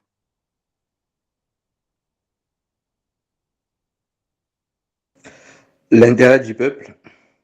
L'intérêt du peuple, très bien. Le développement économique du pays et partage des richesses, ok. ressources, de bénéfices, je ne sais pas. Ok. Je vais vous montrer ce que moi j'ai mis et vous me dites si vous pensez qu'il manque des choses. J'ai mis son existence d'abord, parce que vous savez qu'on est vous avez vu qu'au Mali, donc Pierre Gaëtan dit la légalisation, moi j'ai dit l'existence. Vous savez qu'au Mali, au Burkina Faso, on a interdit des partis politiques, donc on peut juste disparaître. Et dans un régime comme celui du Cameroun, il va chercher tous les moyens pour vous dissoudre. Donc, premier point, son existence. Deuxième, son image de force de la résistance. Vous avez vu un candidat d'opposition. Juste, je termine, Hervé, après tu prends la parole. Vous avez vu un candidat d'opposition pendant la campagne présidentielle de l'année dernière qui était habillé en orange, qui est passé en Dopoti et on l'appelait RDPC. Pourtant, le RDPC n'avait pas la couleur orange. Et donc, c'est un problème de l'image qu'il a cultivée, ce monsieur, lui, pendant 7 ans, ce n'était pas un parti de résistance. Être force de proposition. Parce que si vous dites juste Paul Biya must go, mais vous ne dites pas en quoi vous allez améliorer la vie des Camerounais, vous n'avez pas forcément une bonne image. Tout le monde peut dire Paul Biya must go. Même au RDPC, ils peuvent dire ça. Son image de force de rassemblement. Si vous avez une image de vous diviser, oui, il y a les uns et puis il y a les autres, machin et tout, ça peut ne pas être productif. Donc, un parti comme le MRC, dans ses objectifs, où c'est bien sensible, il voudra être perçu comme une force de rassemblement. Sa capacité d'implantation, à quel point il couvre le triangle national, la diaspora, machin, voilà ce qu'il veut, et puis les résultats électoraux. Donc voilà, moi, ce que je propose comme bien sensible. Je ne sais pas si j'en ai oublié ou vous en voyez d'autres au-delà, parce que je pense que ce que Fotsing et Lee ont dit, c'était couvert là. Le vivre ensemble, ça va, je le rentre dans la partie rassemblement. Vous verrez plus tard avec les contre-mesures. Oui, Hervé, juste là. Oui, salut Marcel. Moi, tu m'entends bien, Marcel? Oui, oui, très bien. J'ai pensé au même bien sensible que toi, à savoir effectivement notre implantation effectivement nationale sur le territoire. Mais j'avais un autre bien sensible, étant donné qu'un de nos slogans, c'est le changement par la paix et par les jeunes. C'est l'inscription massive des citoyens sur les listes électorales. Ça aussi, c'est un de nos c'était ou c'est perçu comme un de nos biens sensibles parce que dans un monde idéal, on considérait effectivement que ça pourrait se passer démocratiquement, ça suppose ce prérequis, effectivement, qu'il faille que nos militants et aussi nos sympathisants soient préalablement inscrits sur les listes. Donc, je le perçois aussi comme un bien sensible. Effectivement, on peut le mettre en tant que tel, en tant que tel. On peut aussi considérer que c'est parce qu'ils seront inscrits massivement que nos résultats électoraux seront meilleurs. Donc, tu vois, j'entends ce que tu dis. Oui, on peut le mettre à part ou on peut considérer qu'il est inclus là. OK. D'autres personnes voient des biens sensibles qu'on aurait oubliés. Donc, une question de compréhension. Ouais. Oui, bon, bien sensible, je vois ici, c'est principalement relatif je veux dire quoi? C'est pas relié au parti en lui-même, mais c'est pas relié à la nation, par exemple. C'est relié aux objectifs. C'est ce qui est important pour le parti et ce qui peut être menacé. Donc, comment il va gérer ces risques? N'oublie pas qu'on est dans la partie gestion des risques. Il va gérer les risques qui menacent. C'est bien sensible comment. Oui, on veut le changement, mais on a vu tout à l'heure dans le point que c'était l'objectif des militants du peuple, de tous ceux qui veulent le changement. Oui, le MRC fait partie de ça, donc ça s'applique à lui. Tout ce qu'on a dit ici s'applique à lui. Madeleine, être le modèle du changement, c'est oui, peut-être c'est être l'exemple, enfin, être en cohérence entre ce qu'on dit et ce qu'on fait, tout à fait. Donc, peut-être c'est à rajouter, je rajouterai ça à la mise à jour des slides. Maintenant qu'on a les biens sensibles. Oui, je peux aussi ajouter quelque chose, mon cher Marcel. Oui, quelque chose comme bien sensible aussi, c'est l'image du leader. Parce que c'est très important aussi. Parce que il faut savoir que pour qu'un mouvement fonctionne ou un parti, la personne qui est en tête là, son image influence beaucoup. Et c'est un bien sensible pour nous, qui doit être protégé. Ok, je note aussi la proposition de Mado, être le modèle du changement que nous voulons. Ok. Maintenant qu'on a les biens sensibles, en rajoutant, n'oublions pas ceux des liés de Mado, quels sont les événements redoutés? C'est-à-dire, qu'est-ce qui peut menacer ces biens sensibles? Même modèle, hein, prenez la parole, même sans lever la main, allez-y. Ou écrivez. Qu'est-ce qui peut menacer? Quelles sont les menaces à ces trucs-là, à ces objectifs, à ces biens sensibles? Déjà, le manque de conviction. Tu as dit le manque de conviction, c'est ça? Le manque de conviction, Ouais. l'absence de formation idéologique. La formation absente, ouais. Je vais déjà laisser les autres. Il y a quelqu'un qui a parlé derrière. La répression administrative. La répression administrative. Qui, dans ce cas, s'attaquerait à l'existence du parti. Oui. Ok, comme tout à l'heure, je pose moi ce que j'avais pensé. Vous me dites s'il manque des choses. Donc, événement redouté, se voir interdit, donner l'impression de collusion. En fait, j'ai fait quasiment le miroir. Donner l'impression de collusion avec le régime, ne pas avoir de proposition, concourir à la division de l'opposition, être accusé de tribalisme, des militants qui se déchirent sur la place publique, parce que quand ça arrive, ceux qui sont externes se disent, c'est tout ça le MRC. Et donc, quand ils se disent ça, ils ne nous voient plus comme ça, ils ne nous voient plus comme ça, ils ne nous voient plus comme ça. Quand ce genre de choses arrive. Et manquer de moyens pour ces activités. Si on veut s'implanter au Cameroun, bah, il faut quand même des moyens. Voilà donc, Pierre Gaëtan, dans Souvent interdit, puisque pour moi, c'est l'existence. Oui, il y a tous ces événements de répression administrative et tout ça, c'est dedans. Enfin, Exactement, oui, c'est exactement la même chose. voilà. On a oublié des choses. Hervé, tu as toujours la main levée. Je ne sais pas si c'est. Non. De ces statuts. Ouais, effectivement, non-respect de ces statuts, parce que sinon, ça devient le désordre. Hein. OK. Maintenant, quelles peuvent être donc les contre-mesures, puisque ces événements redoutés, on peut les placer sur une. Les événements redoutés aussi, je parlerai du fait que les intérêts personnels soient au-dessus des intérêts collectifs. Ça aussi, c'est l'influence. Des militants, hein? Oui, des militants, c'est quelque chose qu'il faut voir. OK. Très bien, je note, je fais la mise à jour. Maintenant, quelles peuvent être donc les contre-mesures pour lutter selon comme vous savez, tous ces événements, c'est impact, probabilité d'occurrence, donc ça donne une matrice des risques. Là, on va se concentrer sur qu'est-ce que le parti peut faire. Donc, on va faire une évaluation des risques rapide, chacun le fait dans sa tête. Mais maintenant, qu'est-ce qu'il peut faire pour préserver ces biens sensibles de ces événements redoutés? Qu'est-ce qu'il peut proposer? Alors, Respect du règlement intérieur du parti et de la loi du yes, respect du règlement intérieur. Bien former ses militants. Bien former ses militants. Avec Je le pense que PDF c'est la seule Challenge, par réponse. exemple. À mon avis, c'est la seule réponse d'ailleurs, parce que la formation devrait pouvoir englober tout le reste. Dans la formation, on peut effectivement inclure tous les autres aspects qui ont été évoqués comme potentiel risque pour la formation politique. La formation, en fait, devrait être, à mon avis, la clé, même s'il peut y avoir quelques éléments secondaires. Très bien. Alors, comme tout à l'heure, je vous propose mes réponses dans les parcours. Et aussi soigner sa communication. Soigner sa communication. OK. La maîtrise en soi aussi. La maîtrise de soi. OK. J'ai mis. Alors là, on parle au niveau d'un parti, hein, donc pas d'un individu, mais du parti. Respecter la loi. C'est la première chose, parce que sinon, c'est la porte ouverte à l'interdiction. C'est la première chose. Et cultiver la radicalité dans le respect de la loi. Former ses militants, et là, j'ai pris deux exemples, PDF Challenge, et puis on en profite pour saluer Fotsing, qui est, je crois qu'on dit coordonnateur de l'Académie de la Renaissance. Et ça fait, je pense que c'est un des organes qui va concourir ou qui concourt à cette formation de militants. Il y a d'autres choses qui existent dans nos statuts, dans les postes, dans les bureaux communaux, départementaux, régionaux et tout.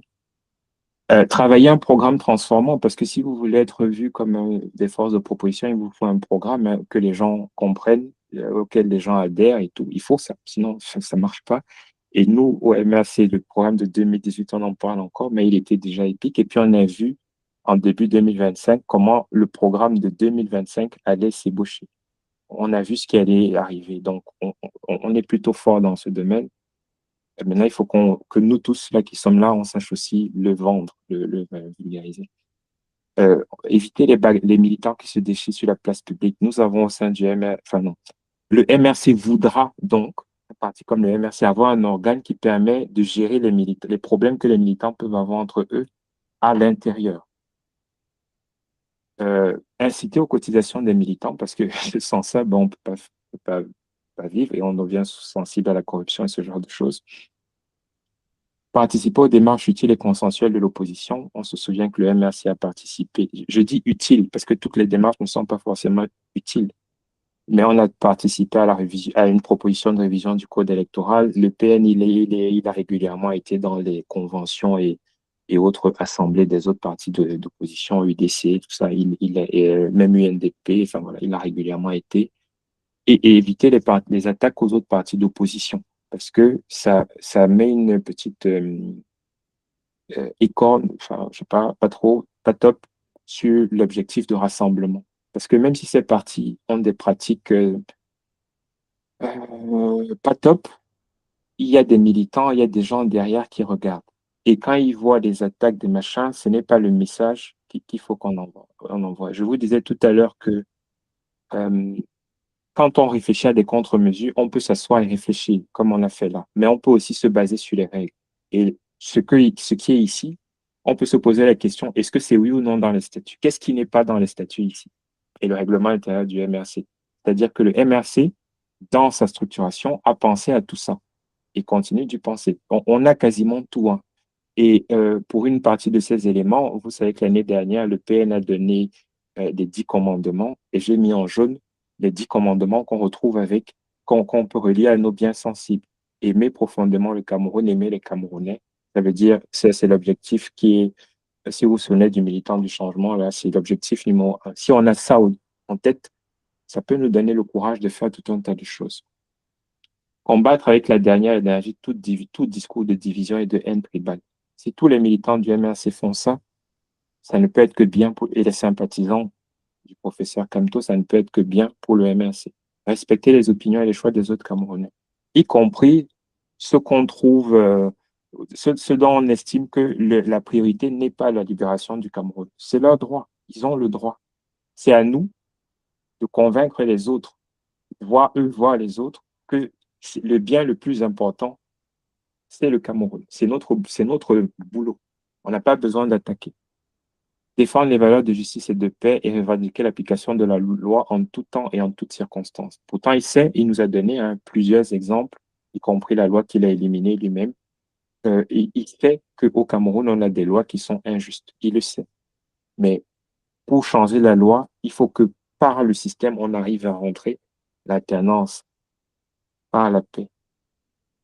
Dans la paix et par les urnes, on arrive à rentrer pour mettre les meilleures lois. Voilà ce qu'il a dit et je vous renvoie donc au règlement intérieur, au statut du MRC où il y a tout un tas de contre-mesures qui peuvent nous éviter de mettre en danger nos biens sensibles. Ça, c'était le deuxième cas d'usage. Est-ce qu'il y a des questions, des remarques?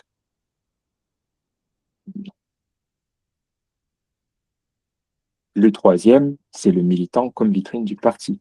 Honorine m'a dit qu'elle a une liste débordante de candidats à la finale du PDF Challenge Europe. Il y a la vidéo de du premier PDF Challenge, je crois, Centre 1, la vidéo du professeur Kamto qui a circulé aujourd'hui. Je l'ai vu en tout cas moi aujourd'hui. où voilà. Nous, par nos prises de position, il y en a qui vont sur les panels TikTok, il y en a qui sont sur YouTube, sur Facebook, sur machin, sur tout ça, qui parlent à des gens au foot dans la rue. Nous sommes des vitrines du parti. Et donc là, ce que je veux vous demander, c'est qu'on ne travaille que sur cet aspect, le militant qui s'exprime, qui prend la parole ou qu'on voit. Donc là, on ne va pas parler de je veux le changement ou pas, on va parler de, en tant que militant, c'est quoi le truc? Et bon, pour faire rapide, je propose des biens sensibles. Donc, il est militant du MRC, donc tous les objectifs qu'on vient de voir pour le MRC sont ses objectifs. Ça fait partie de ses biens sensibles. Et il a aussi son propre ego et son image, c'est-à-dire que c'est important pour lui qu'on le voit comme ci ou comme ça. Quand il parle, c'est important qu'on dise, ah, machin a parlé, tout ça. Ça peut être important. Encore une fois, ça dépend de chacun.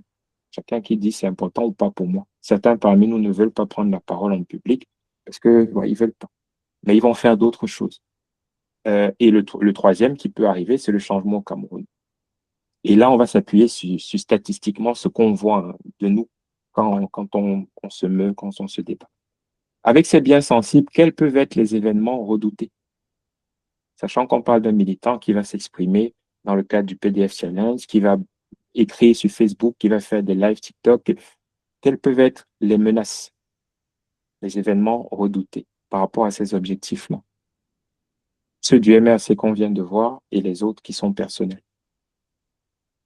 Et peut-être que j'en ai oublié.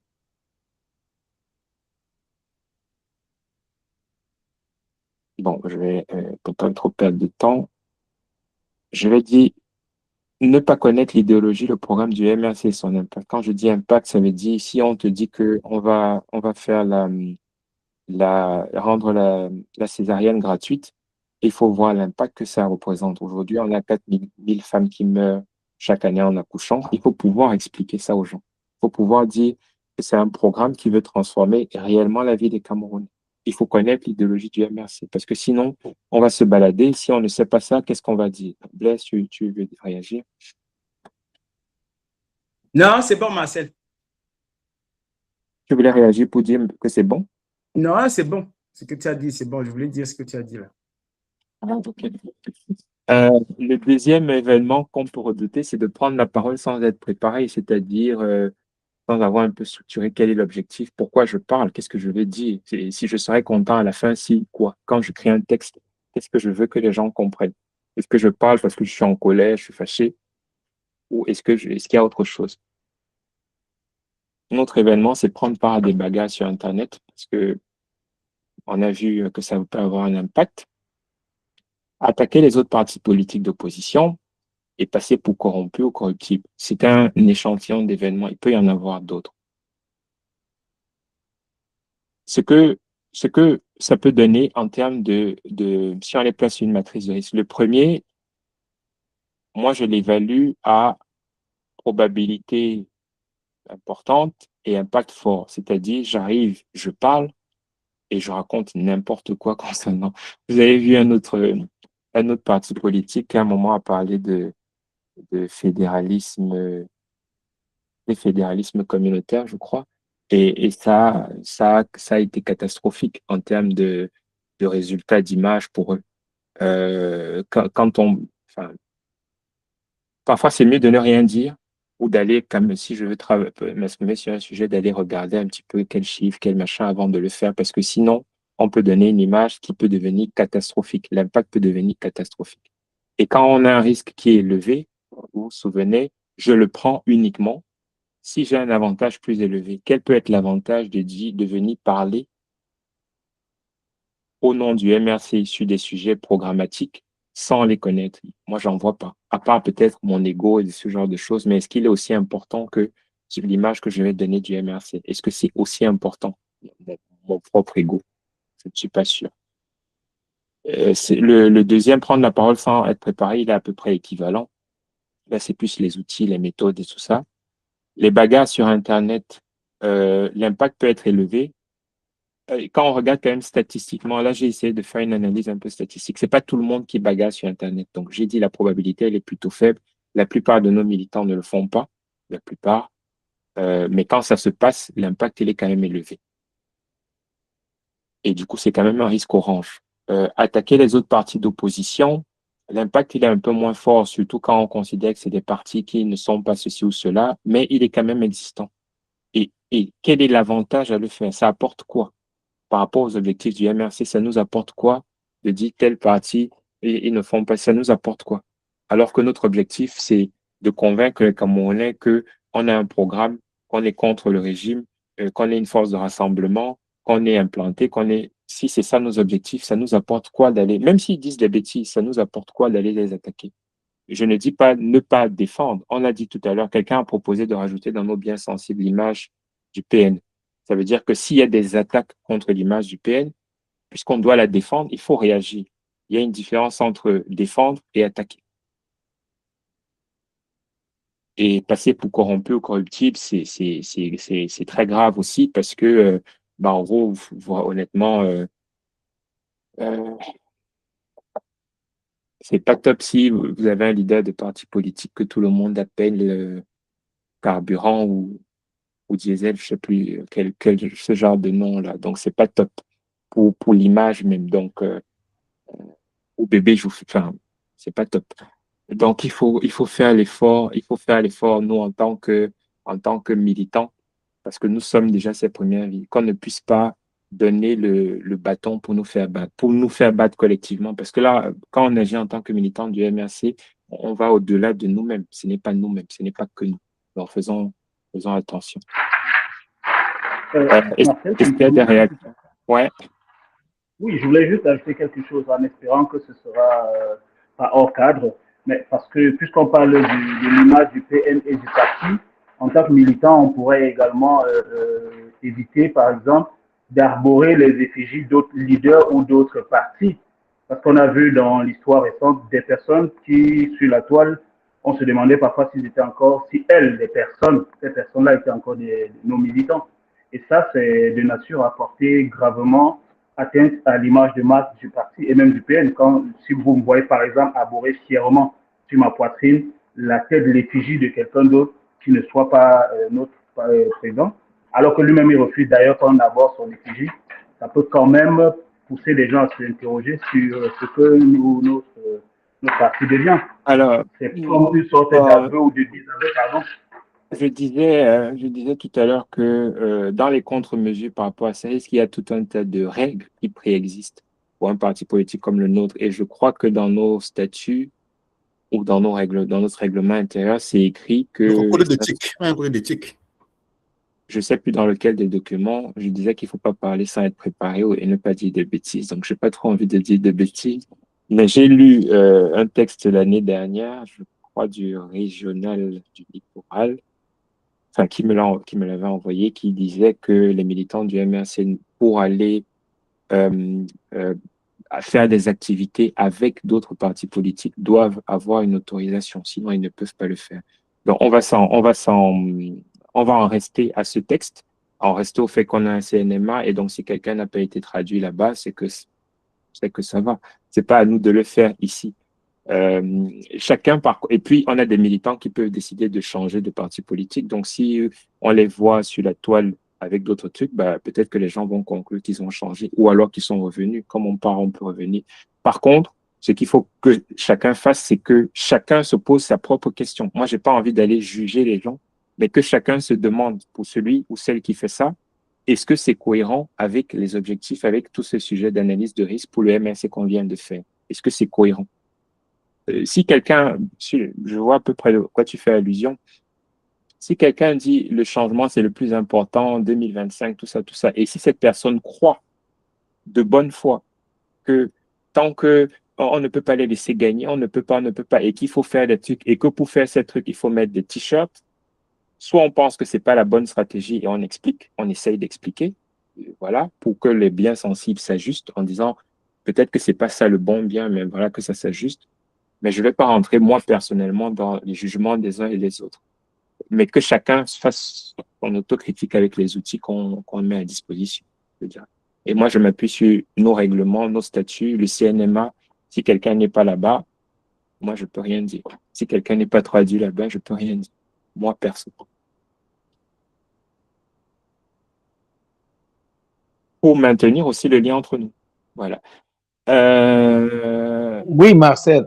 Marcel, Ouais. je ne sais pas si je peux dire un mot là. Je voudrais dire, je suis tout à fait d'accord qu'on ne peut pas faire le jugement, mais je crois que dans le cadre d'une formation comme ça, c'est aussi l'occasion pour nous d'apprendre, parce qu'il y a beaucoup, je sais que beaucoup peuvent le faire par simple naïveté, et comme tu dis, on peut ne pas toujours convoquer les gens au CNMA parce qu'on se dit, bon voilà, il y a aussi ce manque de formation, comme a dit Paul-Henri tantôt, qui fait qu'il y a un moment, il y a un peu ce que j'ai dit, une sorte de tolérance, de dire, bon, les gens font, on se dit, c'est pas naïveté. Mais je crois que, comme tu disais bien, que ce soit dans notre règlement, je crois qu'il y avait même une circulaire qui avait dit, le président avait bien dit, on ne peut pas appartenir à deux organisations. Ça, c'est clair. Cette circulaire a fait, mais comme c'est des circulaires qui passent et qu'on ne prend pas le temps de donner des petites formations comme ça pour aiguiller, pour renforcer le militantisme au sein des organisations, ça fait que souvent les gens commettent des erreurs qui ternissent quelque part l'image. Comme on a dit, si l'image du parti est quelque chose à préserver, il n'est pas question pour moi aujourd'hui d'aller porter les vigies d'un autre parti, quitte à ce que, même si je veux le changement, vouloir le changement, c'est d'aller voter, mais je ne veux pas me mettre à bourrer la tenue d'un autre parti ou bien de quoi, et ça devient parce que je veux le changement. Non. Il y a, quand je dis image du parti ou l'image de ton président, si c'est quelque chose qui est important, je crois que si toi, tu trouves que tu risques de plus, si ça ne te convient pas, je crois que la meilleure façon, c'est de te retirer et d'aller, mais pas jouer aux équilibrismes ou bien faire de certains grands écarts où les fesses des gens peuvent même s'éclater. Et à un moment, tu vois, ça froisse un peu et on ne sait même plus à quoi on s'attend. Donc, moi, je dis, c'est des occasions comme ça qu'on en parle entre nous et j'aurais souhaité vraiment que dans le cadre des formations comme ça, qu'on en discute pour que les gens comprennent ce qu'on attend par militant, bien dans un parti politique. Mais je crois que tout ça, on accepte, comme tu as dit, on ne va pas juger, on ne va pas faire. Mais moi, je me suis dit, c'est ce déficit de formation qui fait que les gens souvent commettent des fautes, mais sans s'en rendre compte. Mais ils ont toujours des moyens, comme tu dis. Et souvent, avec certains égos, les gens ne veulent pas accepter, ils croient toujours qu'ils ont raison. Quand tu es dans une organisation, il y a des règles. Et je crois que quand tu as analysé les risques, tu as tout dit. Je crois que pour moi, je crois qu'au sorti de là, les gens doivent un peu faire un peu, voilà, doivent un peu revoir leur façon de fonctionner au sein d'une organisation et de se remettre un peu en question. Merci beaucoup. Donc, je vois les commentaires je vais donner la parole à Blaise et à Loïc.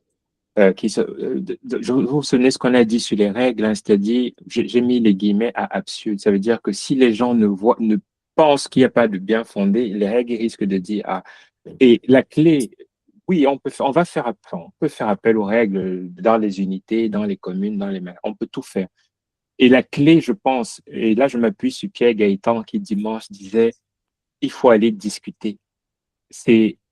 Pour moi, c'est la notion de bien sensible et d'objectif. C'est-à-dire que tu veux le changement, mais regarde bien, est-ce que ce que tu fais là, est-ce que ce que tu fais, c'est vraiment la meilleure stratégie? Oui, il y a les règles. On peut te faire un rappel aux règles. On doit te faire un rappel aux règles. Mais vous savez bien que malgré le rappel aux règles, si quelqu'un ne croit pas, il va pas le faire. Donc, on va juste dire, ouais, machin, t'es pas gentil, toutes les règles, mais il va pas le faire. Et l'important, c'est qu'on préserve, pour moi, c'est qu'on arrive à nous tous être dirigés vers le même objectif principal de la meilleure manière. Et nous pensons que c'est dans le cadre du MRC. Blaise. Merci Martial de me donner la parole. Je vais revenir sur, voilà, c'est très difficile, Martial, de trouver la neutralité axiologique dans le rôle que tu es en train de jouer, rôle de formateur, tu es en train de faire la formation. Tu es militant, on ne peut pas t'enlever ça. Non seulement militant, cadre. Le problème le sujet qui est querellé là, c'est un sujet où il faudrait effectivement prendre formation. On doit le prendre en compte, sérieusement. Laisser penser qu'il y aurait une sorte de laxisme face à nos textes, au respect de nos textes. On ne peut pas laisser prospérer ça parce que nos textes sont clairs. Tu l'as dit, nous sommes suffisamment outillés pour faire face aux risques. C'est-à-dire qu'à la création, à la présentation d'un dommage, non, nous sommes suffisamment outillés. Et nous avons des comités d'entente, des comités d'entente, d'explication. Ce sont des unités, à l'intérieur des unités. Nous avons des responsables qui vont vers. Si en réalité, il y a quelqu'un, je crois, si Fautine est là, Fautine pourra me corriger, ça doit être l'article 5 de l'éthique, de la charte d'éthique et de déontologie. Il est clairement dit, et c'est parti d'un précédent, c'est parti de la période, si Elie est là, Elie peut se rappeler, au moment où nous étions partagés, c'était était partagé entre le MSC et Agir. Exactement. Ça fait 17 ans. Voilà, c'est Exactement. parti de ce moment-là. Et donc, nous avons géré cette situation-là. Et aujourd'hui, ça se présente encore. Donc, ce qui fait que s'il y a des gens qui sont dans le MSC depuis 6, 7 ans, qui ont vécu la période avec Agir et qui agissent encore contre. Je ne suis vraiment pas contre les avis. Je suis libéral, tel que tu as dit, Marcel. C'est-à-dire que je sais que l'être humain prend toujours la décision la plus chère à abandonner. Et je respecte ça. Mais à partir du moment où tu as pris ta décision, il faudrait absolument que tu fasses face aux conséquences de ton acte. C'est ça. C'est-à-dire que tu sais très bien que l'acte que tu poses a des conséquences. Alors, donc tu es préparé pour faire face à ces conséquences-là. Et je dis bien, rassurez-vous, il n'y a pas de laxisme. Toutes ces personnes sont identifiées et ces personnes-là sont déjà entendues. Ils sont déjà entendus et nous avons effectivement leur avis. Pour ce qui me concerne en France, tous ces gens sont identifiés et j'ai moi déjà, il faudrait que je vous rassure, j'ai moi leur avis. Effectivement, le parti pour diminuer le risque d'implosion, parce que ça, c'est des risques. Alors, minorés ou pas, c'est des risques. Hein? Ça commence petit à petit et l'implosion survient. Donc, il n'y a pas on ne doit pas faire croire que non, nous minorons des risques. C'est des risques que nous prenons véritablement à bras le corps. Et aujourd'hui, nous travaillons là-dessus. Et que chacun qui a pris cette décision qui est tout à fait respectable, de brandir l'effigie d'un autre opposant ou de faire la promotion d'un autre parti politique, étant encarté, ayant signé la fiche d'adhésion qui est bien marqué là-dessus, qu'il faudrait absolument que tu saches que si tu signes au MSC, c'est que tu abandonnes ton adhésion à d'autres formations politiques et associations. Donc, alors à ce moment-là, comme tu fais face, bah, effectivement, malheureusement, ou heureusement, oui, ou heureusement, la loi au sein du MSC, dont loi, statut et autres, mais va s'appliquer tout simplement. Ok, Loïc, tu avais la main, tu l'as baissée, c'est bon? C'est bon. On continue et c'est le dernier slide. On va parler du point de vue de l'adversaire. J'ai cherché les biens sensibles qu'il peut avoir. Je n'ai trouvé que un. Rester dans la mangeoire, avoir des prébendes, profiter, jouer. Je n'ai trouvé que ce bien sensible-là. Je ne sais pas si vous en voyez d'autres. Non. On continue. Qu'est-ce qui peut menacer ce bien sensible? Perdre les élections. Que tout le monde dise que si quelqu'un a un problème au Cameroun, tout de suite, c'est le régime. Il n'a même pas de doute ou de machin. Il ne peut pas se laisser enfumer en disant que c'est quelqu'un d'autre. Et permettre que le peuple se mobilise, parce que si ça commence, ça peut faire comme ça fait en 2014 au Burkina Faso, comme ça fait en Tunisie et tout. Donc, voilà les choses qui vont menacer sa quiétude et je crois que c'est pendant la campagne, je ne sais plus si c'est Valsero qui disait que pour eux, la paix, c'est quand ils mangent. Voilà, qui va même menacer la paix et le respect des institutions. Voilà. Du coup, qu'est-ce qu'ils vont faire? Puisque ces événements redoutés, ça entraîne des risques qu'ils vont évaluer, qui peuvent être élevés, et du coup, ils vont devoir prendre des contre-mesures. Quelles sont les contre-mesures qu'ils vont essayer de prendre? Et je pense que c'est important d'avoir ça en tête, parce que ça permet de voir les pièges qui tendent et de voir quand nous acceptons pas de tomber dans ces pièges, parce qu'on est juste en train de faire leur jeu qui consiste à préserver ce bien sensible. Ils vont essayer de trouver des faux boucs émissaires. Vous avez encore vu avec les obsèques d'Anissé et Canet sur les plateaux, on ne parle pas de ceux qui l'ont tué, on parle d'autre chose, on parle d'autres personnes. Ah, il n'était pas là, ah, machin. Et c'est eux qui en parlent, c'est eux qui orchestrent ça. Trouver des faux boucs émissaires. Oui, le tribalisme, machin. Trouver de faux boucs émissaires, alors que le tribalisme est institutionnalisé par le régime, que ce soit global ou que ce soit dans chacun des villages avec leur fameux équilibre régional tel qu'il est appliqué aujourd'hui. Attiser la division entre les forces d'opposition. Ça les arrange si, au lieu que tout le monde se dise, bon, même si on n'a pas les mêmes moyens ou la même stratégie, on est tous d'accord que l'objectif, c'est de les faire tomber. Si on commence à se dire, bah, au lieu de les faire tomber, on dit tout ça et chacun a sa méthode pour y arriver, on commence à se taper dessus. Eux, ils sont contents. Parce que quand on fait ça, on a toute une partie de l'énergie qui n'est pas consacrée à faire advenir ces événements redoutés. Réprimer immédiatement toute initiative. Vous êtes 5, on vient vous arrêter quand vous commencez à dire que vous voulez manifester parce que ça peut faire boule de neige. Donc, ils vont le faire. C'est ce qu'on a vu depuis 2020 quand ils ont arrêté les lieutenants de Maurice Kamto. C'est depuis septembre 2020, c'est leur stratégie qu'ils appliquent systématiquement. On l'a encore vu pendant la campagne où, même pour le candidat Tiroma, les gens étaient empêchés de se déplacer. On l'a vu. Frauder les élections et puis décourager les citoyens de participer ou de s'intéresser aux élections.